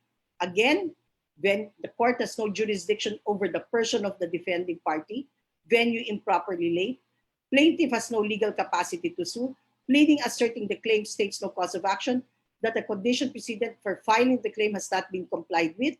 Anong magiging action ng court doon? Then the court shall on its own resolve the affirmative defense within 30 calendar days from the filing of the answer. Okay. Hindi na kailangan magkaroon pa ng hearing dyan. The court on its own can file, okay, can decide on its own. And in fact, it is required to decide it within 30 calendar days from the filing of the answer. Now, if the affirmative defense is any one of the grounds mentioned under the first paragraph of Section B, 5B, Rule 6, okay? At again, ano yung mga grounds na yun? Fraud, statute of limitations, release, payment, illegality, statute of estoppel, former recovery, discharge in bankruptcy, and any other matter by way of confession and avoidance. Ano ang maggagawin ng korte? The court on its own discretion, okay, may conduct a summary hearing within 15 calendar days from the filing of the answer. Such affirmative defenses will be resolved by the court within 30 calendar days from the termination of the summary hearing. In other words, depende sa ni-raise mong affirmative defenses, yung magiging basihan ng action ng court. Okay. If the affirmative defenses you raised, okay, are those mentioned under Section 12, Rule 8, hindi na kailangang magkaroon ng preliminary hearing on the affirmative defense because the court on its own can resolve the matter. But if your ground is one of those mentioned under Section 6, okay, court, okay, then the court may conduct a preliminary hearing on it, okay? And then the court will decide whether the affirmative defense should be granted or not, okay, within a period of 30 days from the termination of that summary hearing. Okay. Now, bakit ganun ang treatment? How come dun sa isang group, yung court on its own, without a need for a summary hearing can resolve, but on the other group, okay, the court may conduct a summary hearing? The difference in treatment lies on the fact that the affirmative defenses mentioned in Section 5B, Rule 6, may require presentation of evidence, aliunde in support thereof. Of course, except of lack of jurisdiction over the subject matter. Okay, now, okay. Now what happens, for example, if the affirmative, okay, kung yung affirmative defense denied, okay, notice, you cannot file a motion for recon on the said denial of your affirmative defenses. And you are barred from even elevating the order, okay, denying your motion for recon via certiorari, prohibition, or mandamus. You are likewise barred, okay, from filing or elevating the denial of the order or the order denying your affirmative defenses to what? To the CA via appeal, for example. Why? Because that's an interlocutory order. Okay. So what is your remedy kung yung affirmative defense mo ay dininay?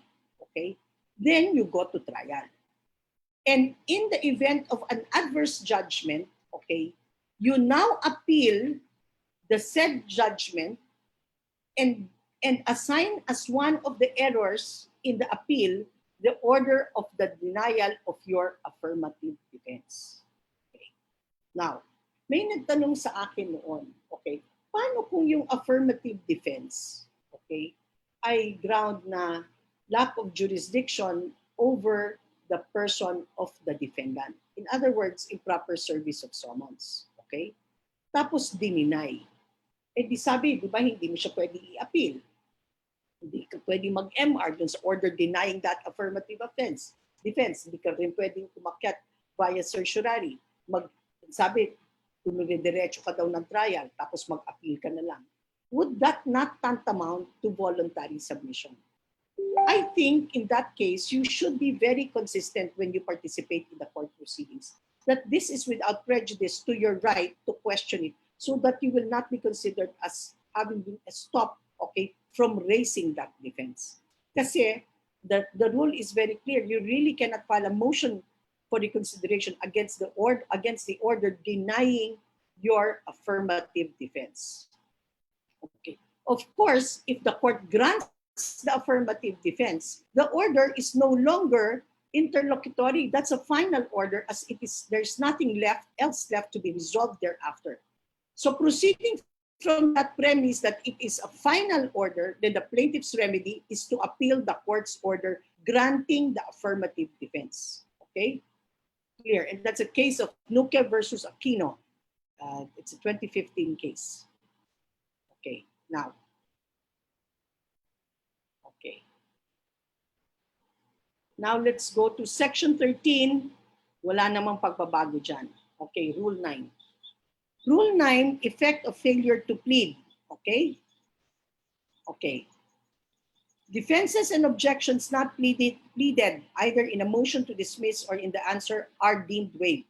However, when it appears from the pleadings or the evidence on record that the court has no jurisdiction over the subject matter, okay, that there is another action pending between the same parties for the same cause, or that the action is barred by a prior judgment or by statute of limitations, the court shall dismiss the claim. Okay, let me just focus on this section 1. Okay. As a rule, pursuant to section 12A of Rule 15 of the 2019 Rules on Civil Procedure, a motion to dismiss is a prohibited pleading. Okay? It is a prohibited pleading. That's the general rule. Wala nang motion to dismiss. Except when the motion to dismiss, pursuant to the same rule, is grounded on the following: that the court has no jurisdiction over the subject matter of the claim, litis prudentia, res judicata, and description of action. Okay. Okay. And statute of limitations. Okay. Now, with the deletion of Section 1, Rule 6, tanggal na yung Rule 16, di ba? Sinabi ko kanina, tanggal na siya. Okay. The question is, what is the period of time within which to file a motion to dismiss? Kung natatandaan natin yung Rule 16, as it's currently worded now, you file a motion to dismiss within the period for you to file a responsive pleading. Remember, the entire Rule 16 was now taken out. So ang tanong natin, kailan tayo pwede mag-file ng motion to dismiss? I think even if, okay, that was already taken out, you should file your motion to dismiss, okay, as a general rule, within the period to file an answer, which means within 30 days. Okay. Bakit? Kasi kung hindi ka mag-file ng motion to dismiss, di ka nag-file ng answer, made-declare ka naman in default. Okay, now. But there is a case, okay, and this is the case of Panganiban versus Pilipinas Shell. It's a 2003 case. The requirement that the motion to dismiss should be filed within the time for filing the answer is not absolute, okay? Even after an answer has been filed, a defendant can still file a motion to dismiss on the following grounds: lack of jurisdiction, litis pendentia, lack of cause of action, and discovery during trial of evidence that would constitute a ground of dismissal. Okay, now. Okay. So as I said, the general rule, even if you can file a motion to dismiss based on those 4 grounds, you can only do that, okay, within the period to file a responsive pleading, or again, based on the jurisprudence, Panganiban versus Pilipinas Shell, you can do that even after the filing of the complaint. Okay. Okay. Section 2, compulsory counterclaim or cross-claim not set up, barred, no changes. Okay. And then default. Okay. Let me just discuss sections 3. Okay. Section 3. Okay. Yung default na yan. Okay. Even if walang pagbabago, but let me just discuss it. Okay. When you fail to file, okay, your answer against a complaint within the period, okay, the plaintiff rather, may file a motion to declare you in default. Okay. And if you file a motion to declare defendant in default, ang titiglan lang naman dyan, kailan sinerve yung summons, kailan natanggap. No? Pangalawa, okay, nakapag-file ng answer. If you received if you were properly served summons and you failed to file an answer, okay, what is the next move of the plaintiff is to file a motion to declare you in default. So if you were properly declared in default, what will be your remedies? Okay. Within the period, okay, basta before judgment by default, you can file a motion to set aside order of default, which is supposed to be verified, based on fraud, accident, mistake, or excusable negligence. And of course, you have to attach your affidavit of merit. Okay. Pag nakuha mo na yung judgment by default, ano naman yung iyong ano ang iyong remedies? Okay, within the period to file an appeal, you can file a motion for recon, you can file a motion for new trial, you can even file an appeal.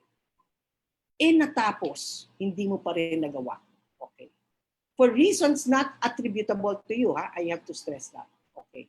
Now, ano ang remedy mo? You can file a Rule 38 petition for relief from judgment. That's again based on fame and affidavit of merit. Okay. Pero please take file a petition for relief from judgment. Okay. You better make sure that you will be able to explain to the court why you're not able to avail of a motion to set aside order of default, because this is already a remedy in equity. Okay. So those are the remedies. Can you consider Rule 47 a remedy? My submission is yes, which is a petition for annulment of judgment. But notice that the petition for annulment of judgment under Rule 47 is very specific as to the ground. Hindi fame, it's just fraud, extrinsic fraud. Tulad din ng extrinsic na fraud sa petition for relief of judgment and motion to set aside order of default. Okay. Those will be your remedies if you were properly declared in default. But what if you were improperly declared in default? Well, the case of Indiana Aerospace says, okay, teaches us that the remedies, you file a motion for reconsideration, and if it's denied, then you go up on certiorari, okay, according to the case of Indiana Aerospace. Okay. Pag na-declare ka bang in default, okay, pag na-declare ka bang in default, pwede ba kung magkano na lang ang bigay sa iyo ng korte? Okay, the answer is no. Why? Because according to the rules, okay, a party declared in default, okay, yes, you're not entitled to participate anymore, but you are entitled to notices, okay? And what can be the the extent of relief to be awarded? It can be a judgment rendered against a party in default shall neither exceed the amount or be different in kind from that prayed for.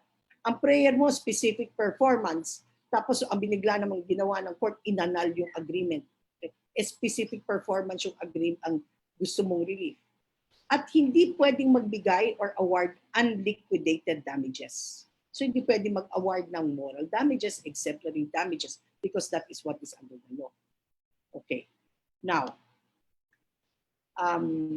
there can be no default. Okay, what happens, for example, if a plaintiff sues 3 defendants based on the same cause of action? Defendant A filed an answer, B and C did not. Can B and C be declared in default? The answer is no. Because they are sued on the same cause of action, the answering defendant's answer will inure to the benefit of the non-answering defendant. They will not, that these two did not answer, will not be declared in default. There can also be no declaration on default, okay, in actions for petition for annulment of marriage, petition for declaration of nullity of marriage, and of course, for petitions for legal separation. Okay. Now let's go to Rule 10, amended and supplemental pleadings. Okay. Okay. Okay, Rule 10.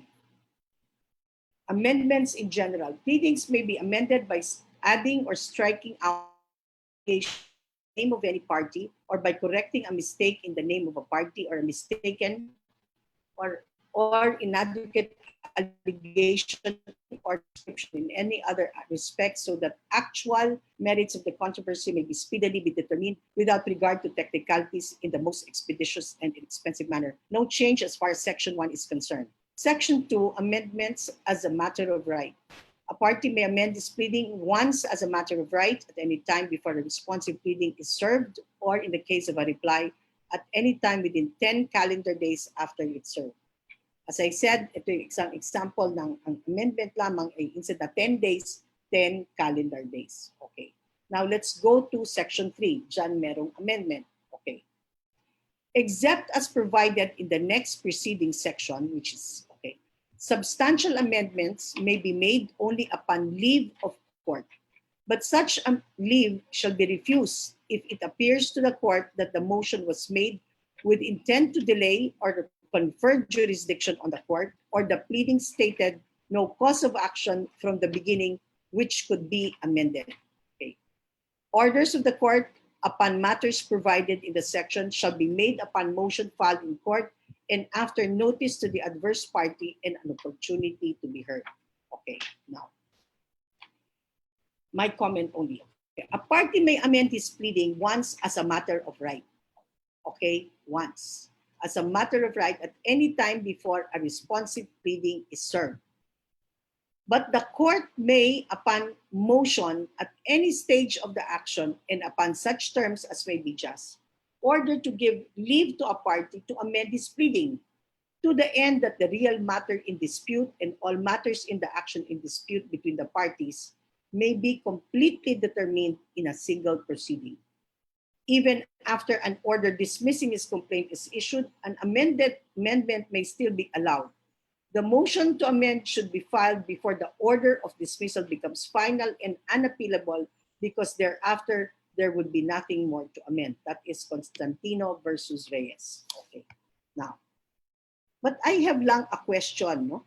Kasi nakalagay sa Section 3, except as provided in the next preceding section, which means amendments, okay, as a matter of right, except that, okay?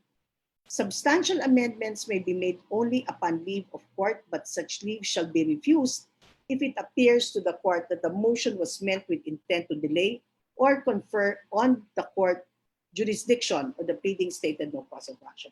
So I filed, okay, I filed, let's say, a complaint. Yung complaint, ang nakalagay, collection suit. Ang complaint, ang nakalagay, ito yung final ko sa RTC. Ang amount ng complaint, let's say, is 300,000 pesos o 250,000 pesos. Final ko sa RTC, di ba sobrang mali yun? Kasi walang jurisdiction naman ng RTC to hear and decide complaints involving a collection suit of 250. And then I realized na kamali ako. Okay. Sabi, ito ha, I'm just reading Section 3. Except as provided in the next preceding section, which is what? Amendments as a matter of right. It would appear I can amend. Diba? I can amend to the end that I will now amend to confer jurisdiction to the court. But if I filed an answer and there is now, if I filed a complaint and now there is now an answer and the answer raises, okay, an affirmative defense that is that the court has no jurisdiction over the subject matter. Kahit na walang affirmative defense. Why? Because a court on its own can dismiss the complaint. Look at this part of Section 3, okay? But such leave shall be refused, if it appears to the court that the motion was made with intent to delay or confer jurisdiction on the court, or the pleading stated no cause of action from the beginning which could be amended. So my question actually in my mind is this. If I filed a complaint and the complaint does not state a cause of action, okay, or stated no cause of action, or that the court has no jurisdiction to entertain my complaint, if I'm going to file or amend my complaint as a matter of right, based if you read Section 2 and 3, mukhang pwede. But if you are going to amend your complaint no longer as a matter of right, but by leave of court, hindi ako po pwede because it's very clear here that the leave shall be refused if it appears to the court that the motion was made with intent to delay or confer jurisdiction on the court, or the pleading stated no cause of action from the beginning which could be amended. Okay.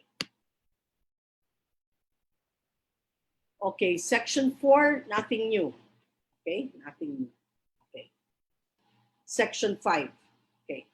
Section 5. No amendment necessary to conform to authorized presentation of evidence.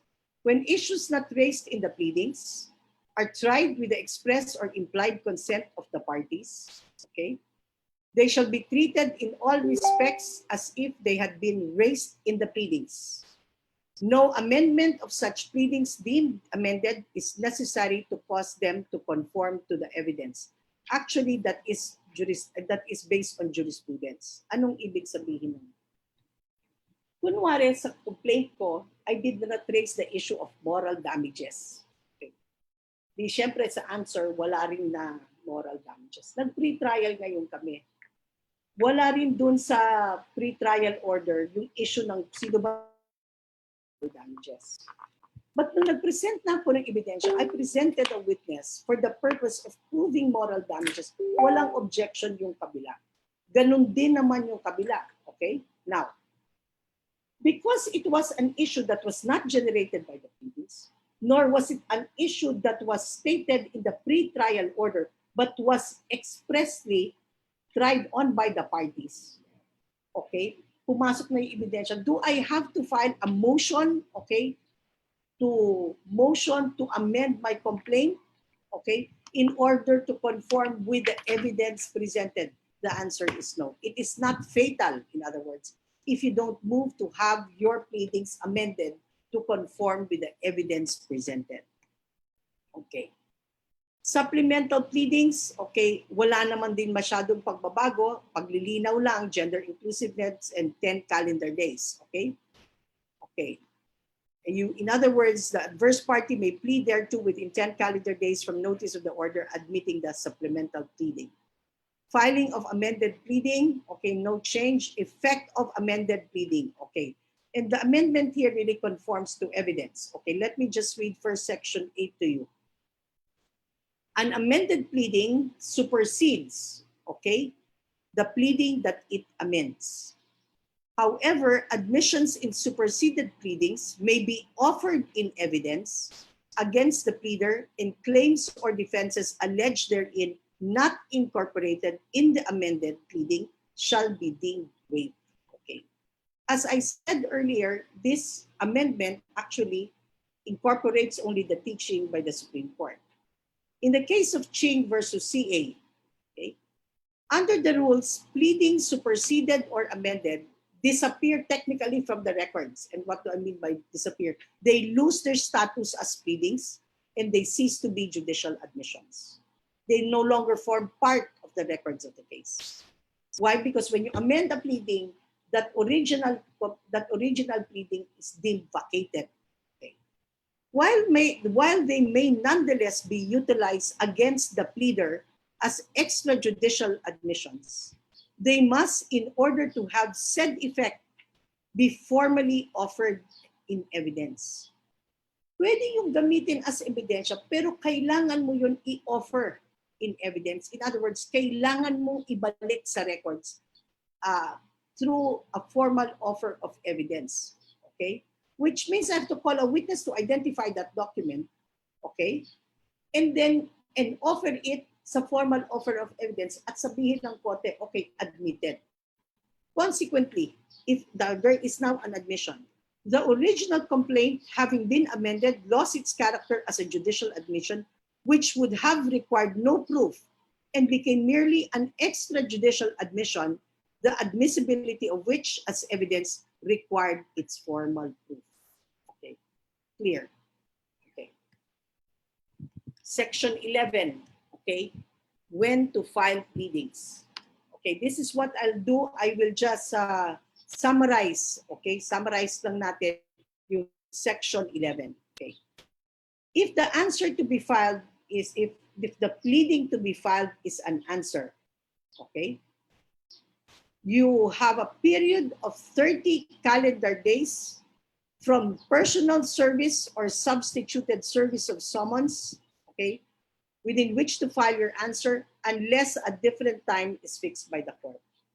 That is on the basis of, that's the same period for answers to third-party complaints. Okay. Okay, there, may question lang, sorry ha, may napansin lang ako. May motion to dismiss. Yung may nagtanong, yung remaining period, these 5 periods, I will discuss that when we hit motion to dismiss. Ha? So not muna.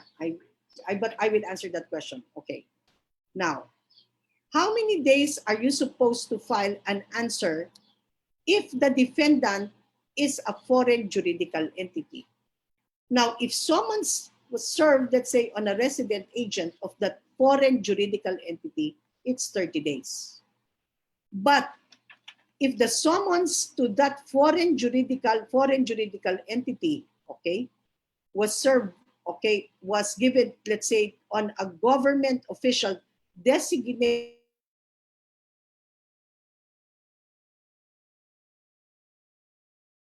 to the said defendant, then the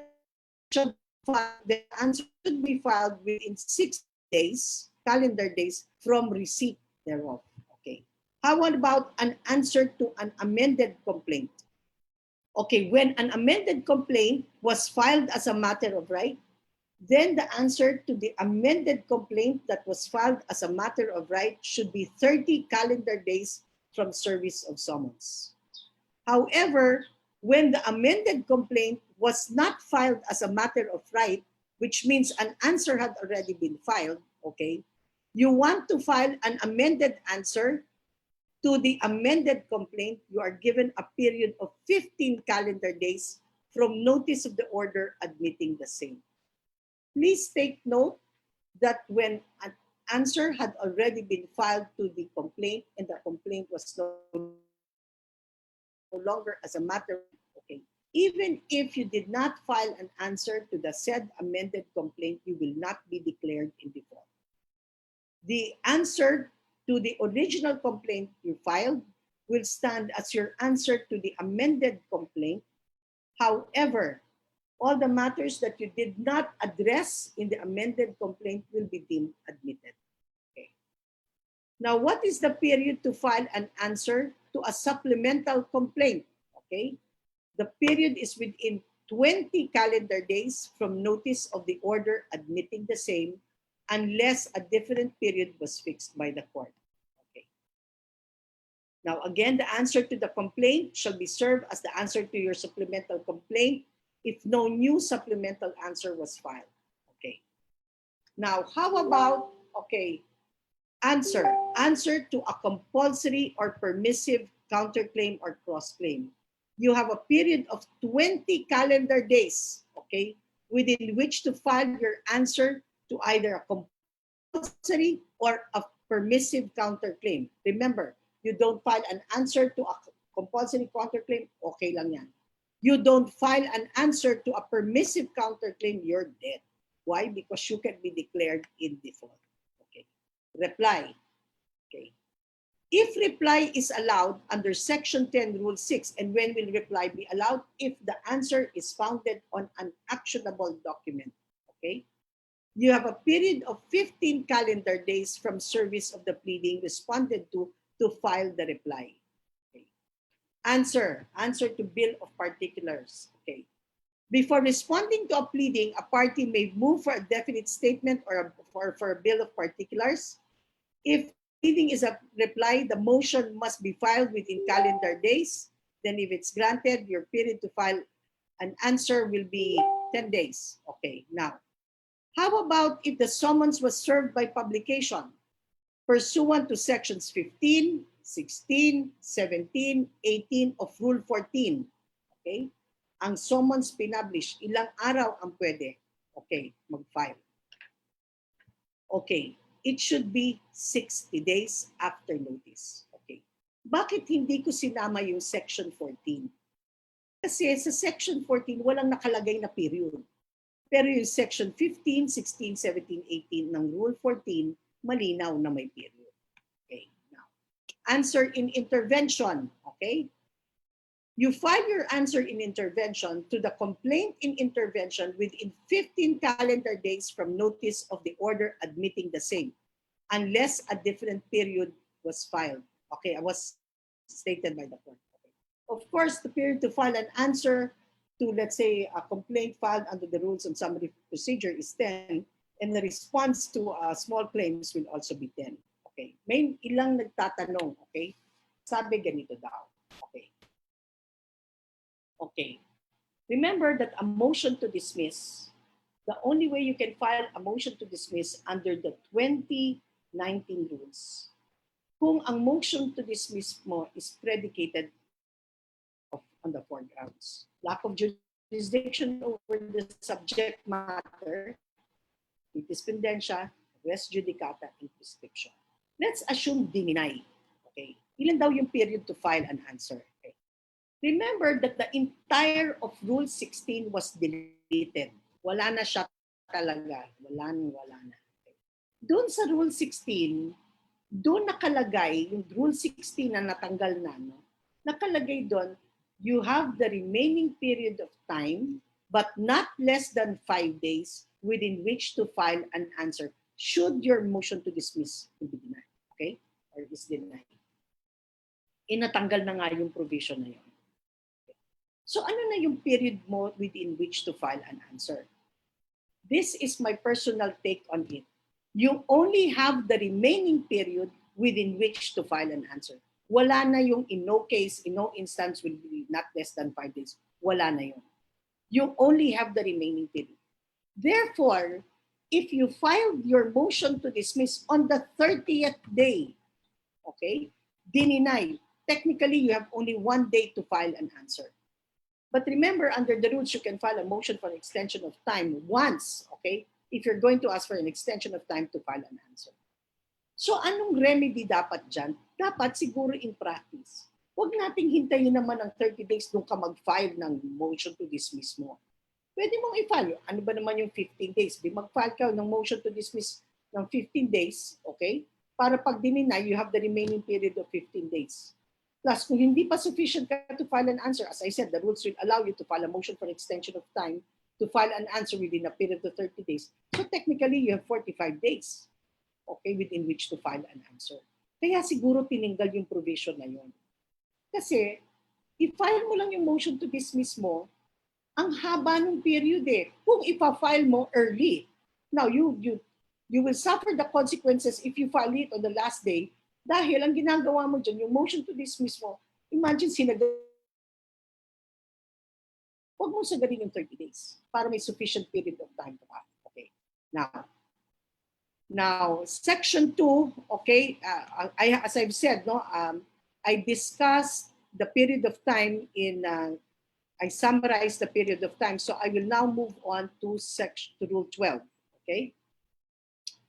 Okay, 1 minute.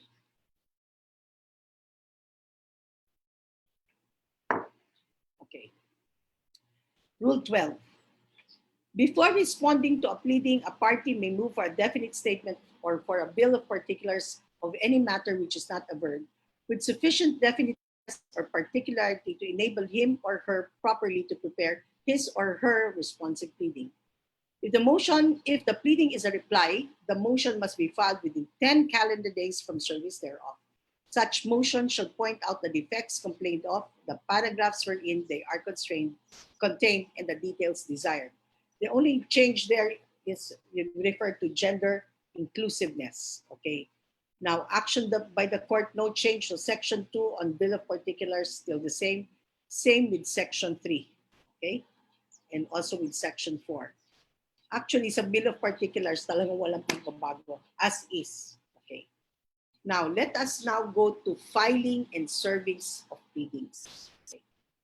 Tandaan natin, pag sinabi yung word na okay, yung verb na file in court. Okay. Serve, yung verb na yan, you associate it with the other party. So you serve first to the other party and then file in court the pleading. Okay. Now, Section 1, mas lumawak at naging mas malinaw because Section 1 provides this rule shall govern the filing of all pleadings. Now it includes motions and other court submissions, as well as their service, except those for which a different mode of service is prescribed. Okay, now Section 2. Okay, and this is important. Filing is the act of submitting the pleading or other paper to the court. Service is the act of providing a party with a copy of the pleading or any other court submission. If a party has appeared by counsel, service upon such party shall be made upon his or her counsel, unless service upon the party and the party's counsel is ordered by the court. So general rule, you appear through counsel, everything will be reckoned from the receipt of the counsel. At dun sa counsel mo, dun ka magsiserve. Okay.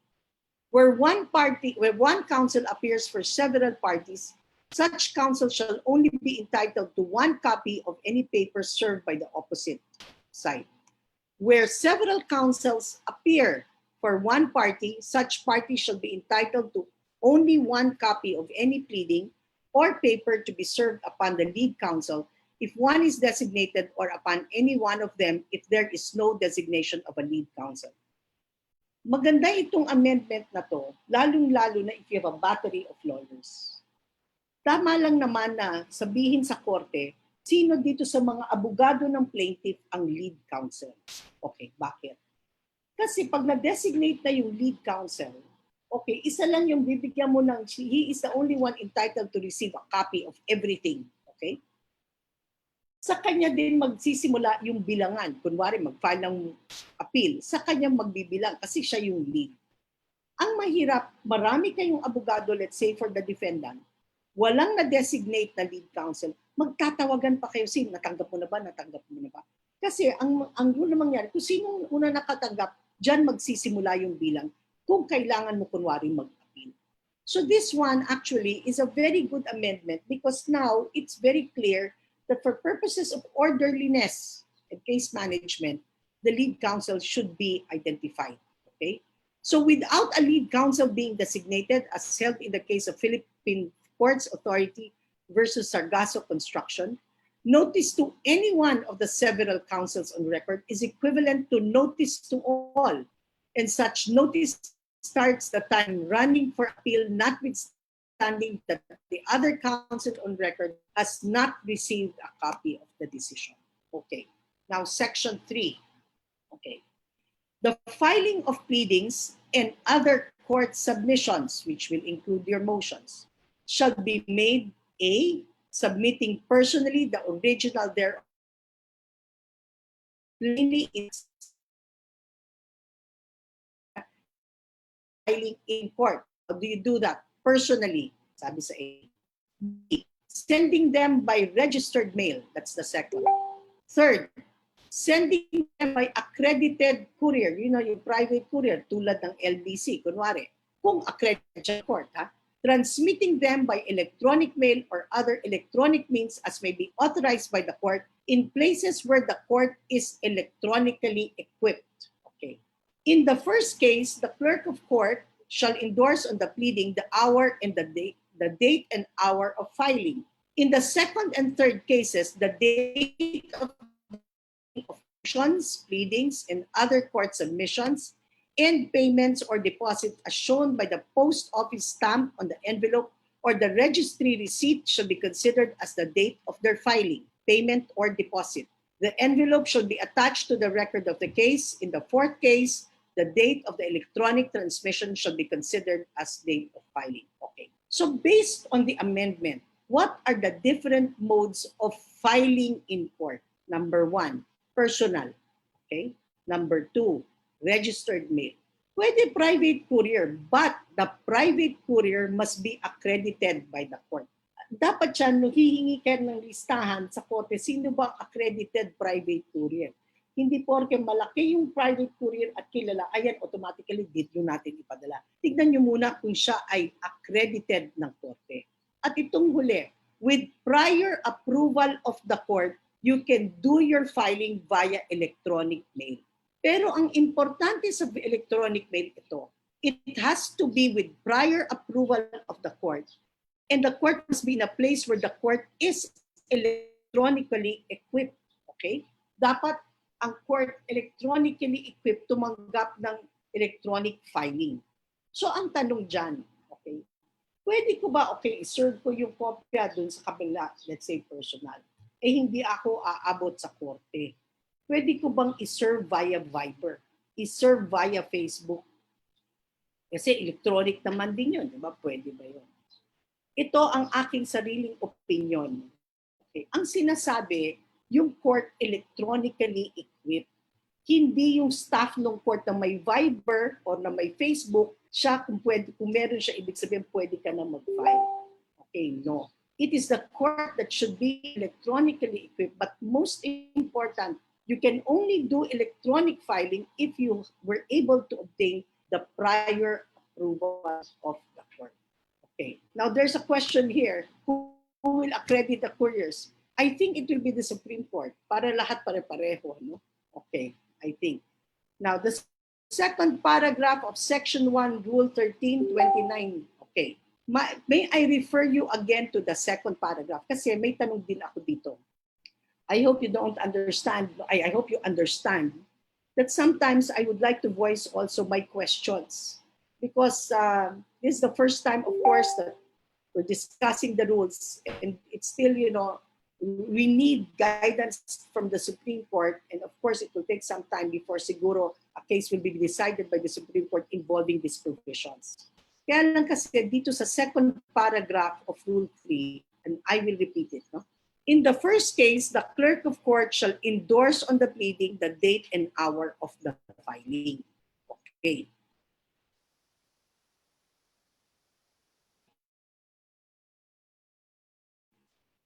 Second and third cases, at ano ba yung second and third? Registered mail and sending them by accredited courier. Listen carefully. The date of the mailing of the motions, pleadings, and other court submissions and payments or deposits as shown by the post office stamped on the envelope or the registry receipt shall be considered as the date of their filing. Ang nag-i-issue lang, okay, ng post office stamp at ng registry receipt is if you filed it by registered mail. So if you read the second paragraph, the second sentence of the second paragraph, the date of filing, when is the pleading deemed filed if it was filed through private courier, okay? Hindi nakalagay dito sa second paragraph, okay, of the rule. Why? Because the second sentence, even if it says in the second and third cases, the following phrases, the remainder of the sentence would refer only to the second mode of filing, which is by registered mail. So in my mind, again, I ask the question, will the ruling in the case of heirs of Numeriano versus Miranda still apply? And what is the ruling? The date of delivery of pleadings to a private letter forwarding agency is not to be considered as the date of filing thereof in court. Instead, the date of actual receipt by the court, okay, is deemed the memo of filing of that pleading. Okay. Hindi katulad kasi nung, okay, we go back to the second. If I filed it by personal, kung kailan tinanggap ng clerk of court, yun ang date of filing. Pag sinend ko by registered mail, okay, ang date of filing ko is kung kailan natanggap, okay, nung post office, okay, as shown by the post office stamp on the envelope or registry. Pero pagdating sa private courier, ano ang araw na deemed filed ito? Hindi naman nailagay. Okay. Now the last one is in the fourth case, the date of electronic transmission shall be the date considered as the date of filing. Ano ba yung date of transmission? Kung kailan mo pinundot yung send. Kaya very important, I think, in practice. Dapat wag natin buburahin yung bang sa send box. Okay, dapat ka kukunan ng picture yun para meron kang record kung kailan mo pinadala. Because that will be your proof of the date of filing. is the date of electronic transmission. Okay? Okay, now, in section 4, okay, my question dito, do we have a definition for electronically equipped based on the rules? There's no definition as to when can you consider a court electronically equipped, okay? Section 4, every judgment, resolution, complaint, retention, disappearance, demand, offer, judgment, be filed upon the parties affected. Okay, no change in section 4. Okay. Section 5, modes of service. Okay. Pleadings, motions, notices, orders, judgments, and other court submissions shall be served personally or by registered mail, accredited courier, electronic mail, facsimile transmission, other electronic means as may be authorized by the court or as provided for international conventions to which the Philippines is a party. As I mentioned earlier, if we're talking about service to the adverse party. Okay. So what are the modes of serving a pleading, let's say, to the adverse party? You have personal service, you have registered mail, you have court-accredited private courier, then you have your facsimile transmission, other electronic means, okay? But notice when you do facsimile transmission or electronic means or any electronic means, it has to be authorized by the court. Huh? And then, of course, as may be provided for international conventions to which the Philippines is a party. And I will also include as a mode of serving a pleading, Section 8, Rule 13 of the 2019 rules, substituted service of pleadings. Okay. Can I also include ordinary mail pursuant to Section 7, Rule 13? Yes, if there is no registry. Okay, if there is no registry, if it cannot be served through registered mail, that is allowed under Section 7, Rule 13. Okay, I will repeat again, for purposes of facsimile transmission or other electronic means, and you have to serve it to the other party, it has to be with prior court approval, okay? And in fact, the parties must agree, as will be shown later, okay? Now, okay. Okay, there I cannot help but look and see. I see. What is the procedure for seeking prior court approval from the court? You just have to file a motion in court, and the court may treat it as a non-litigious motion. Okay, and the court can make a ruling on it. Just file a motion. Okay. Okay. Section 6, personal service. Court submissions may be served by personal delivery of a copy to the party or to the party's counsel or to their authorized representative named in the appropriate pleading or motion, or by leaving it in his or her office with his or her clerk or with the person having charge thereof. Okay. If no person is found in his or her office, his or her office is not known, or he or she has no office, then by leaving the copy between the hours of 8 in the morning and 6 in the evening at the party's or counsel's residence. If known, with a person of sufficient age and discretion residing therein. So what are the modes of personal service? Personally delivering of a copy to the party or the party's counsel, or the authorized representative as mentioned in the pleading. Kung sa opisina ipapadala yung pleading, okay, dapat iwanan mo yan with a clerk or person in charge. Notice there is no time stated in the rules. But if there is no one is found in the office, or if the office is unknown, or he has no office at all, then you leave between the hours of 8 to 5, okay? 8 in the morning and until 5 in the afternoon, at the party or counsel's residence if known, and you leave it with a person of sufficient age and discretion residing therein. Incidentally, okay, yung Rule 13, Section 613, yung priority in service, di ba ang nakalagay doon sa current rules, no? Section 13, Rule 13, ang priority ng service is always, and filing is always personal. And you have to have a written explanation why you were not able to file and serve it personally. Yung requirement na yan, Section 13, Rule 13, ay wala na. Okay?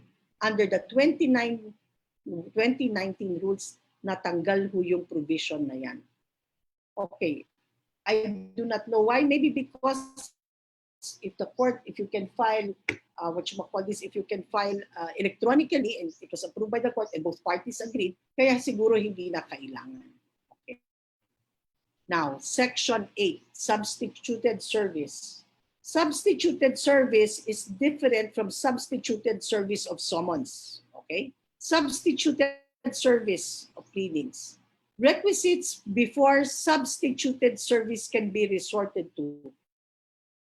If you read Section 8, you can have substituted service if there's failure to personally serve the pleading and failure to serve by registered mail. Sineserve mo yung pleading sa kabila, walang tao doon yung pala, out, wala na. Okay? Hindi alam kung saan. Sinerve mo by registered mail, bumalik sa'yo yung registered mail. Then service may be made by delivering the copy to the clerk of court with proof, okay, of failure of both personal service and service by mail. The service is complete at the time of such delivery. What does that mean? Ang klaro sa Section 8, bago ka mag-substituted service of summons, ang kailangan lang, there's failure to serve it personally and by registered mail. Hindi mo kailangang pakita na even yung service by electronic, okay, failure. Hindi. Yung dalawa lang yun. Paid personal service and by registered mail. Pag napakita mo na yon at may proof ka, then you go to court, okay? And you now file it with the clerk of court with proof of failure of both personal service and service by mail. The service of the pleading is complete at the time of such delivery. Okay. Now, medyo sandali lang ha. I'm trying to catch my breath. Wait lang. Okay. Now look at your Section 9. Okay. Service by electronic means and facsimile. Nakakita pa ng fax machine. Okay? Kasi magkaramihan ng opisina wala ng fax machine. Okay. Now, service by electronic means and facsimile. Service by electronic means and facsimile shall be made if the party concerned consents to such mode of service. So aside from it has to be approved by the court, the other party must give his or her consent. Service by electronic means shall be made by sending an email to the party or counsel's electronic mail address or through electronic means of transmission as the parties may agree on or upon discretion of the court. Service by facsimile shall be made by sending a facsimile copy to the parties or counsels given facsimile number. Okay. So the parties must agree, as I said, to have the pleading served either through facsimile or through electronic means. Okay. And please take note, it must likewise be authorized by the court pursuant to Section 5, Rule 13 of the 2019 rules. Okay. Service by electronic means shall be made by sending an email to the party or counsel's electronic email address. Okay, let me just discuss this thing. We have our own personal email addresses. Okay. Sometimes, some law offices would even assign you your office email address. Now, and this is for the law firms to consider. If, let's say, you have many associates and you gave your associates separate individual email addresses, and your associate now submits to the court the, let's say, the email address, kunwari, Pedro Santiago at the law office, for example, is cruzlaw.com. Pag yan ang ibinigay mo, pag binigyan ka ng kopya ng kabila, yan ang gagamiting email address. Right? Okay. Paano kung nag-resign si associate? Tapos hindi naman alam ng court na nag-resign si associate. Tapos hindi nyo nasabi na dahil nag-resign na yan, doon pa rin at doon pupunta. Okay? Yung email na manggagaling doon sa kabila. So I think for proper proper procedure, I think what you should give is the main email address of the law office, which can be accessed by anybody. You can have one person designated as the email process, whatever person, who will be in charge of checking every day the emails and will be the one forwarding it to the different lawyers, instead of allowing the associate to use his or her email address. Okay? Baka magkagulo later on. Okay. Now, as I said, question, based on paragraph 3, what if the parties agree? Okay, and then can the court direct the service of pleadings be done through Facebook or Viber? Okay, that's a question just being posted. Okay, presumptive service. Okay, what is the mode of obtaining consent? You can file a joint manifestation in court that you are agreeing that service between parties will have to be done electronically. Joint manifestation, you are correct. Okay. Okay. Presumptive service.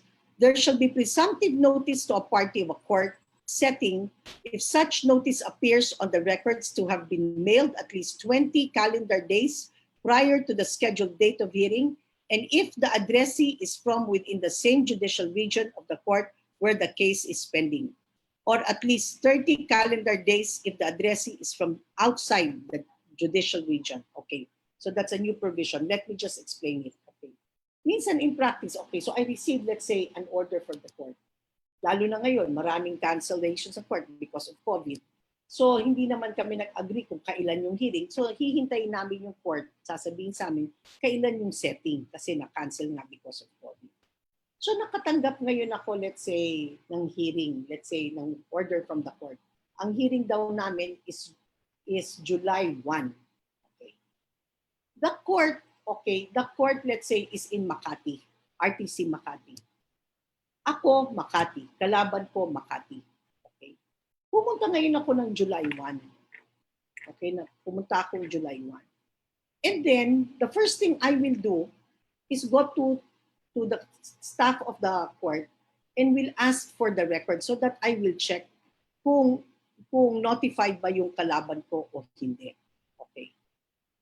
And if I see that there's a return that says, na-serve, it says here that it appears from the records of the case that it has been mailed, to my opposing counsel who is in Makati within at least 20 days prior July 1, okay.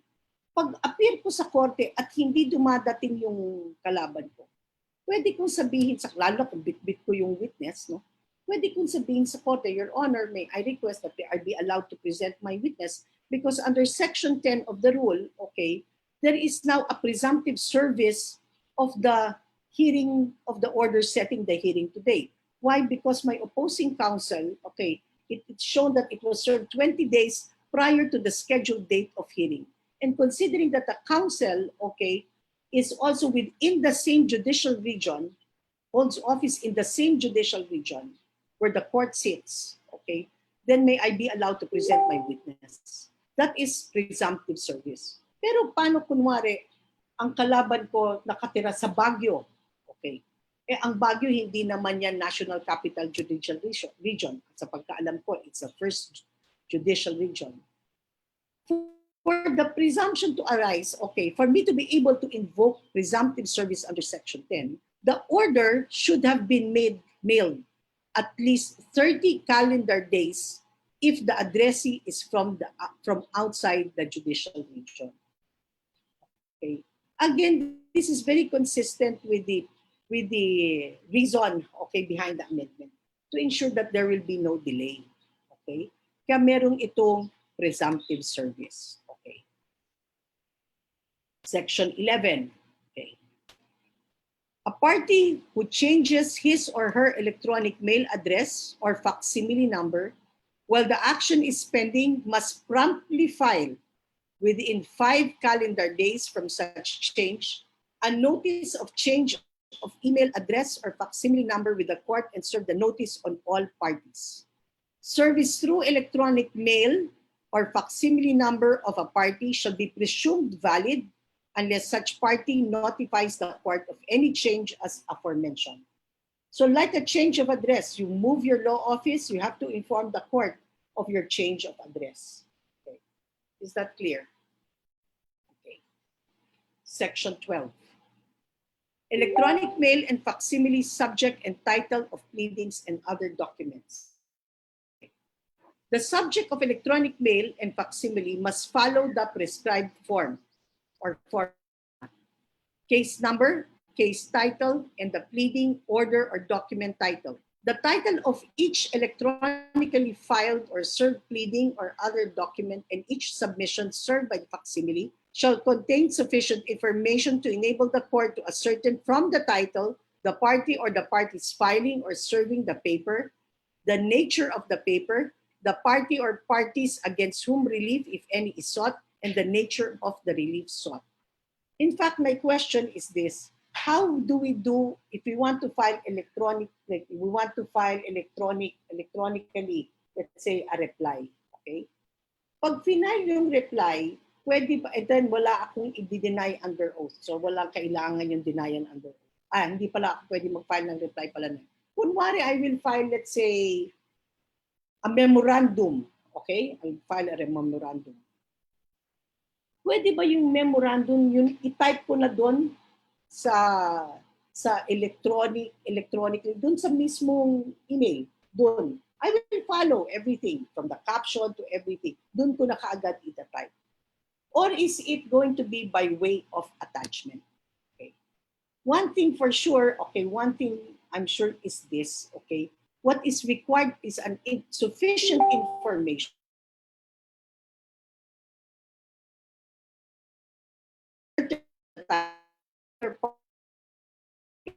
the nature of the paper, the party or parties against whom relief, if any, is sought, and the nature of the relief sought. Okay, you know, it just by way of comment, because of this of the amendments introduced by the 2019 rules, hindi lang, it's not only civil procedure, the teaching of civil procedure that will be affected, even the pleading, even the forms, yung hindi na pwedeng, hindi na tayo magpo-comply na ngayon sa ultimate facts, may evidentiary facts, at dapat kasama na doon yung judicial affidavits. Okay. Now, service of judgments, final orders, or resolution. Okay. Okay. Judgments, final orders, or resolutions, okay, shall be served either personally or by registered mail. Ex parte motion of any party in the case, a copy of the judgment, final order, or resolution may be delivered by accredited courier at the expense of such.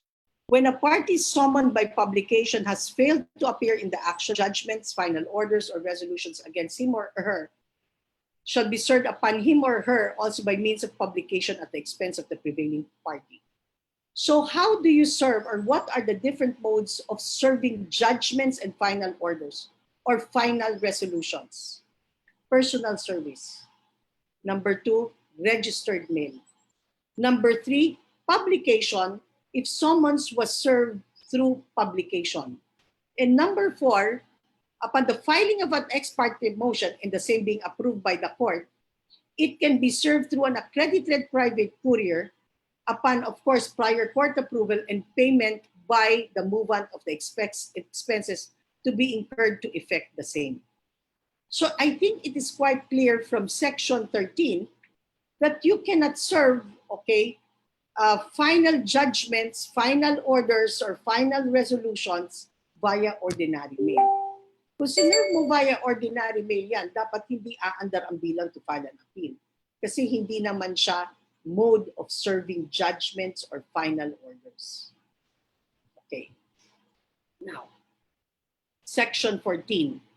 Okay, if you read Section 14, okay, Notwithstanding the foregoing, the following orders, pleadings, and other documents must be served or filed personally or by registered mail when allowed, and shall not be served or filed electronically unless the permission is granted by the court. Okay? Kaya kanina may nagtatanong, paano yung filing ng complaint? Can it be done electronically? Okay. Initiatory pleadings and initial responsive pleadings such as an answer as a general rule can only be filed personally or by registered mail. Okay? It is only when it's allowed by the court that it can be filed electronically. Subpoena, okay, cannot be served electronically. Protection orders, TPOs, PPOs, or writs of preliminary attachment, writs or writ of temporary restraining order, writ of preliminary injunction, okay, must be served personally or by registered mail, can be served only electronically if approved by the court. Appendices and exhibits to motions or other documents that are not readily amenable to electronic scanning may, at the option of the party filing such, be filed and served conventionally, and sealed and confidential documents or records. That's a new provision. Okay. Now, somebody asked, how do you authenticate signature of counsel party if filed by electronic means? I think that's a reason why if I were to file a pleading by electronically, I would make it by way of attachment. Okay, i-scan ko na lang yan. Okay, para ma-scan din yung signature ko, yun ang ipa-file. Okay. Now, Section 15, completeness of service. Okay, let me just present it in summarized form. Okay. How will personal service? Okay, personal service is deemed complete upon the actual receipt. Okay, actual receipt. How about ordinary mail? Completeness of ordinary mail upon the expiration of 10 calendar days after mailing, unless the court provides otherwise. How about registered mail? Upon actual receipt by the addressee or after 5 days, okay, from the date he or she received the first notice of the postmaster, whichever date is earlier. And then your accredited private courier service is by accredited courier is complete upon actual receipt by the addressee, okay, or at least 2 attempts to deliver by the courier service or upon the expiration of 5 calendar days after the first attempt to deliver, whichever is earlier. Okay. So, okay, and then of course, electronic service at the time of the electronic transmission of the document or when available at the time the electronic notification of service of the document is sent. So dapat, as I said, yung pinaka-sent button mo, kung ano nakalagay dun sa sent box.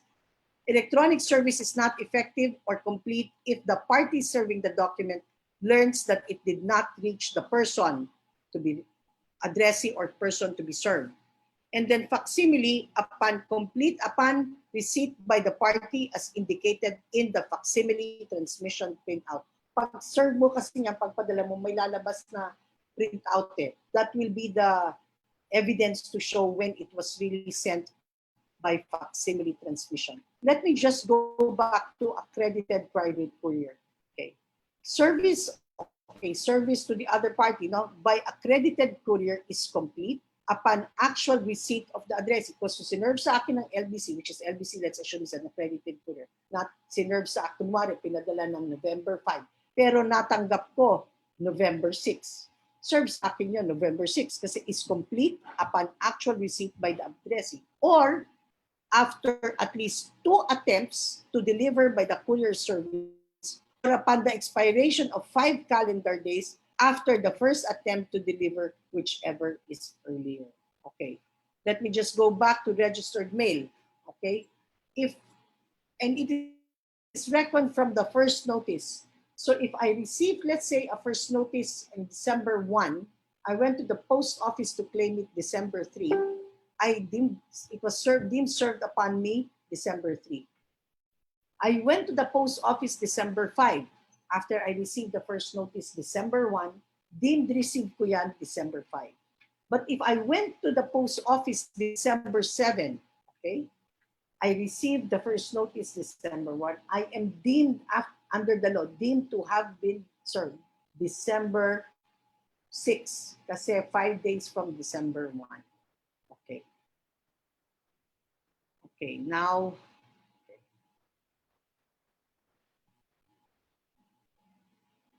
proof of filing. Okay. When you file a complaint, let's say you file a pleading in court, you file your answer. What is the best proof, okay, that it was filed?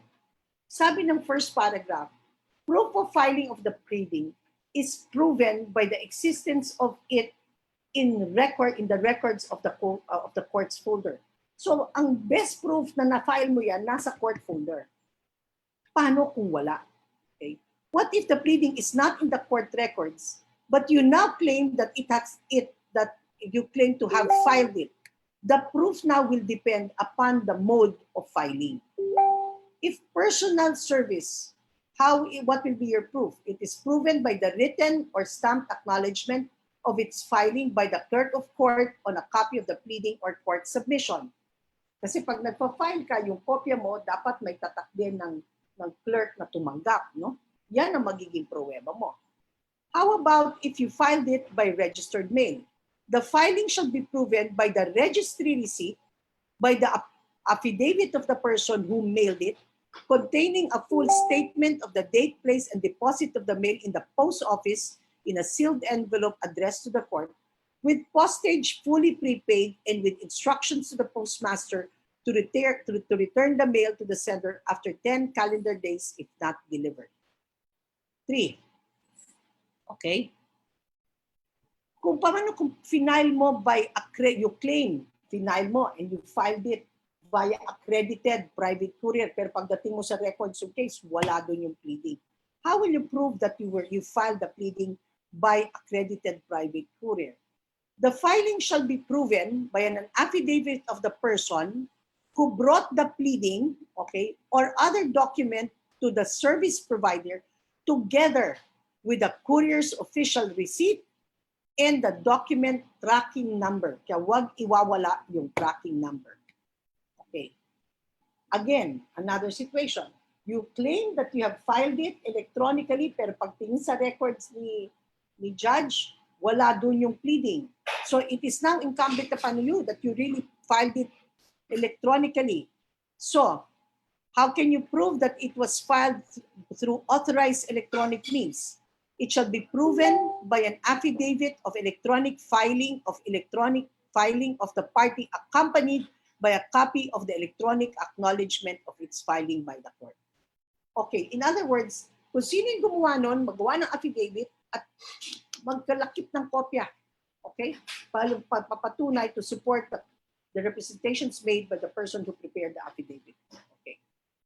Proof of service of pleading. Okay, pinag-usapan natin kanina, proof of filing. Now we're going to discuss proof of service of pleading. Okay. If the pleading was sent by ordinary mail, an affidavit of the person mailing stating the fact showing compliance with Section 7 of this rule. Now, a written admission of the party served or the official return of the service or the affidavit of the party serving containing a statement of the date, place, and manner of service.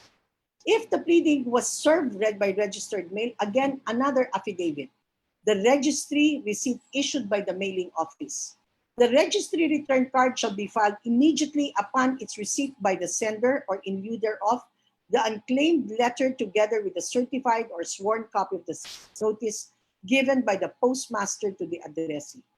By accredited private courier, how will you prove the service? Okay, if you did it by private courier. Affidavit of service executed by the person who brought the pleading or paper to the service provider together with the courier's official receipt and the document tracking number. And by electronic mail or facsimile, the affidavit of the person who sent the email. Okay? Kung sino yung pumindot, siya ang gagawa ng affidavit of service or yung gumawa ng cause the electronic transmission together with a printed proof of transmittal. Okay. Look at your section 18.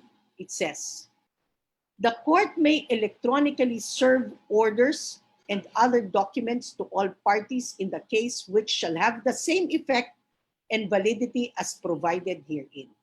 Okay. A paper copy of the order or other document electronically served shall be retained and attached to the record of the case. Now I have a question. Okay.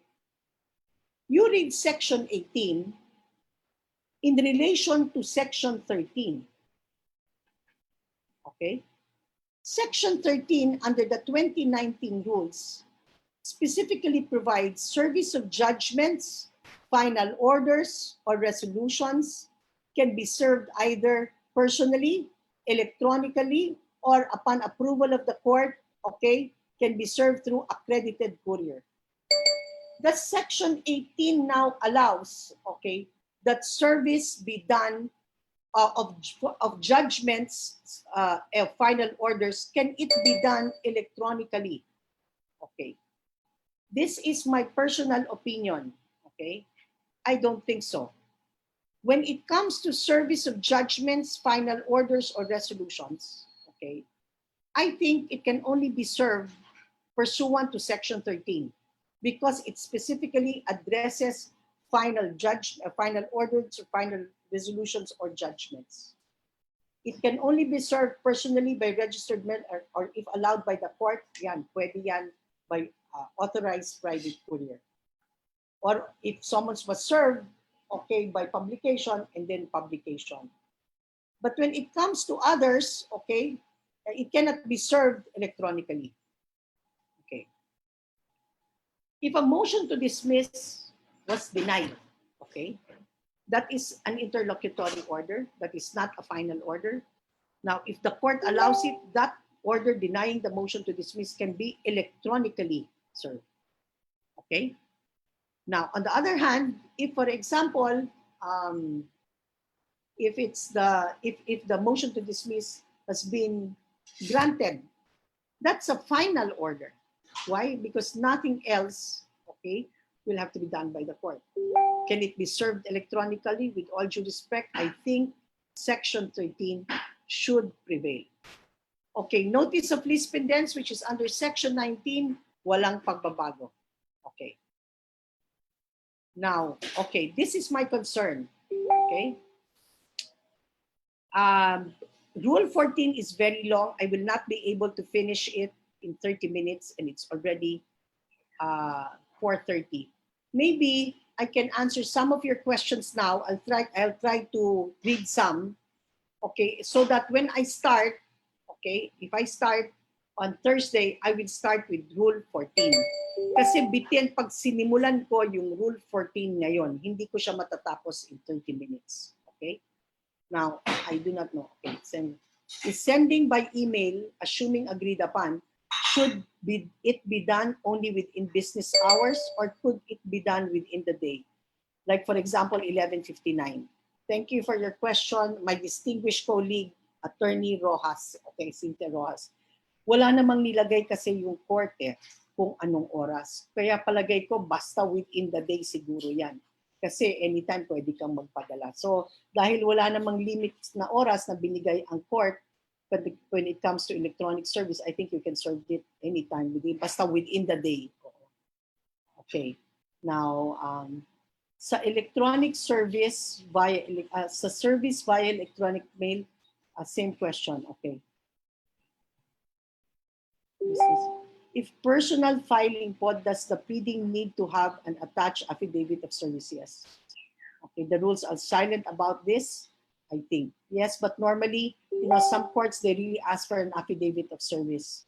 So the rule is we might as well prepare an affidavit of service. Okay? Kasi some courts in practice, they require the submission of an affidavit of service. Mas okay if attached and dapat PDF copy to avoid inadvertent deletion. Very good. I think that's a good suggestion. How do you authenticate? Okay, I think I answered that already. Okay, I am. Where is it? Hello, Dean. With regards to substituted service, if the first two modes are not available, is there a need now to utilize the service through accredited courier or facsimile? No, No, yung substituted service kasi pag binasa natin, failure lang sa dalawang modes. Yung personal at saka by registered mail. Tapos pwede ka na mag-substituted based on the way the rule was written. Okay. Section 9, Rule 13, first paragraph. What is the mode of obtaining consent in writing? You can file a joint manifestation in court. You can file an ex parte motion and the court can make a ruling on it. The other party will just file a manifestation agreeing to it. Okay. Can you discuss and reconcile sections 5 and 8? I think I already disagreed. Sections 5 and 18. 5, sections 5, Rule 13. Wait, just give me a minute, please. Let me look. Section 5, modes of service, and 18. Okay. 5, personal service. This is personal service by, if you're trying to serve your pleading by personal, you bring a copy to the opposing counsel. Okay. Okay. You bring it to the office. If not, if it does not have any office, or if it does not have any, or if his office unknown, pero you know naman where the counsel lives, then you can bring it to the office, to the residence of the said counsel. And I think court-issued orders and other documents, yun naman yung orders na ini-issue ng court. Okay? That's the difference between 15, I'm sorry, it's 5 and 18 pala. Modes of service, okay? Modes of service, yung modes of service meaning yung service paano ipadala dun sa kabila. Yung court-issued orders, yung nanggagaling yung order sa court, okay? Ito naman yung modes of service sa 5, yan yun naman yung nanggagaling sa abogado, isa-serve mo sa kabilang abogado. Okay, let me see. Section 9, okay, same. Okay. Is there a need for filing of actual hard copy in court if service is done by electronic means? No, no need. Okay, I know that I have taken so much of your time. It's 4:30, and I think it will be very unfair if I continue with Rule 14 and then bitin naman. So I will have to stop here. I hope you learned something from today, and then I will see you on Wednesday, same time. I will start at 2 o'clock. Okay, thank you very much. I will collate all the questions and try to answer them to the best of my ability. Thank you very much. Bye-bye. Have a COVID-free day. Bye-bye. How do I do this? Okay.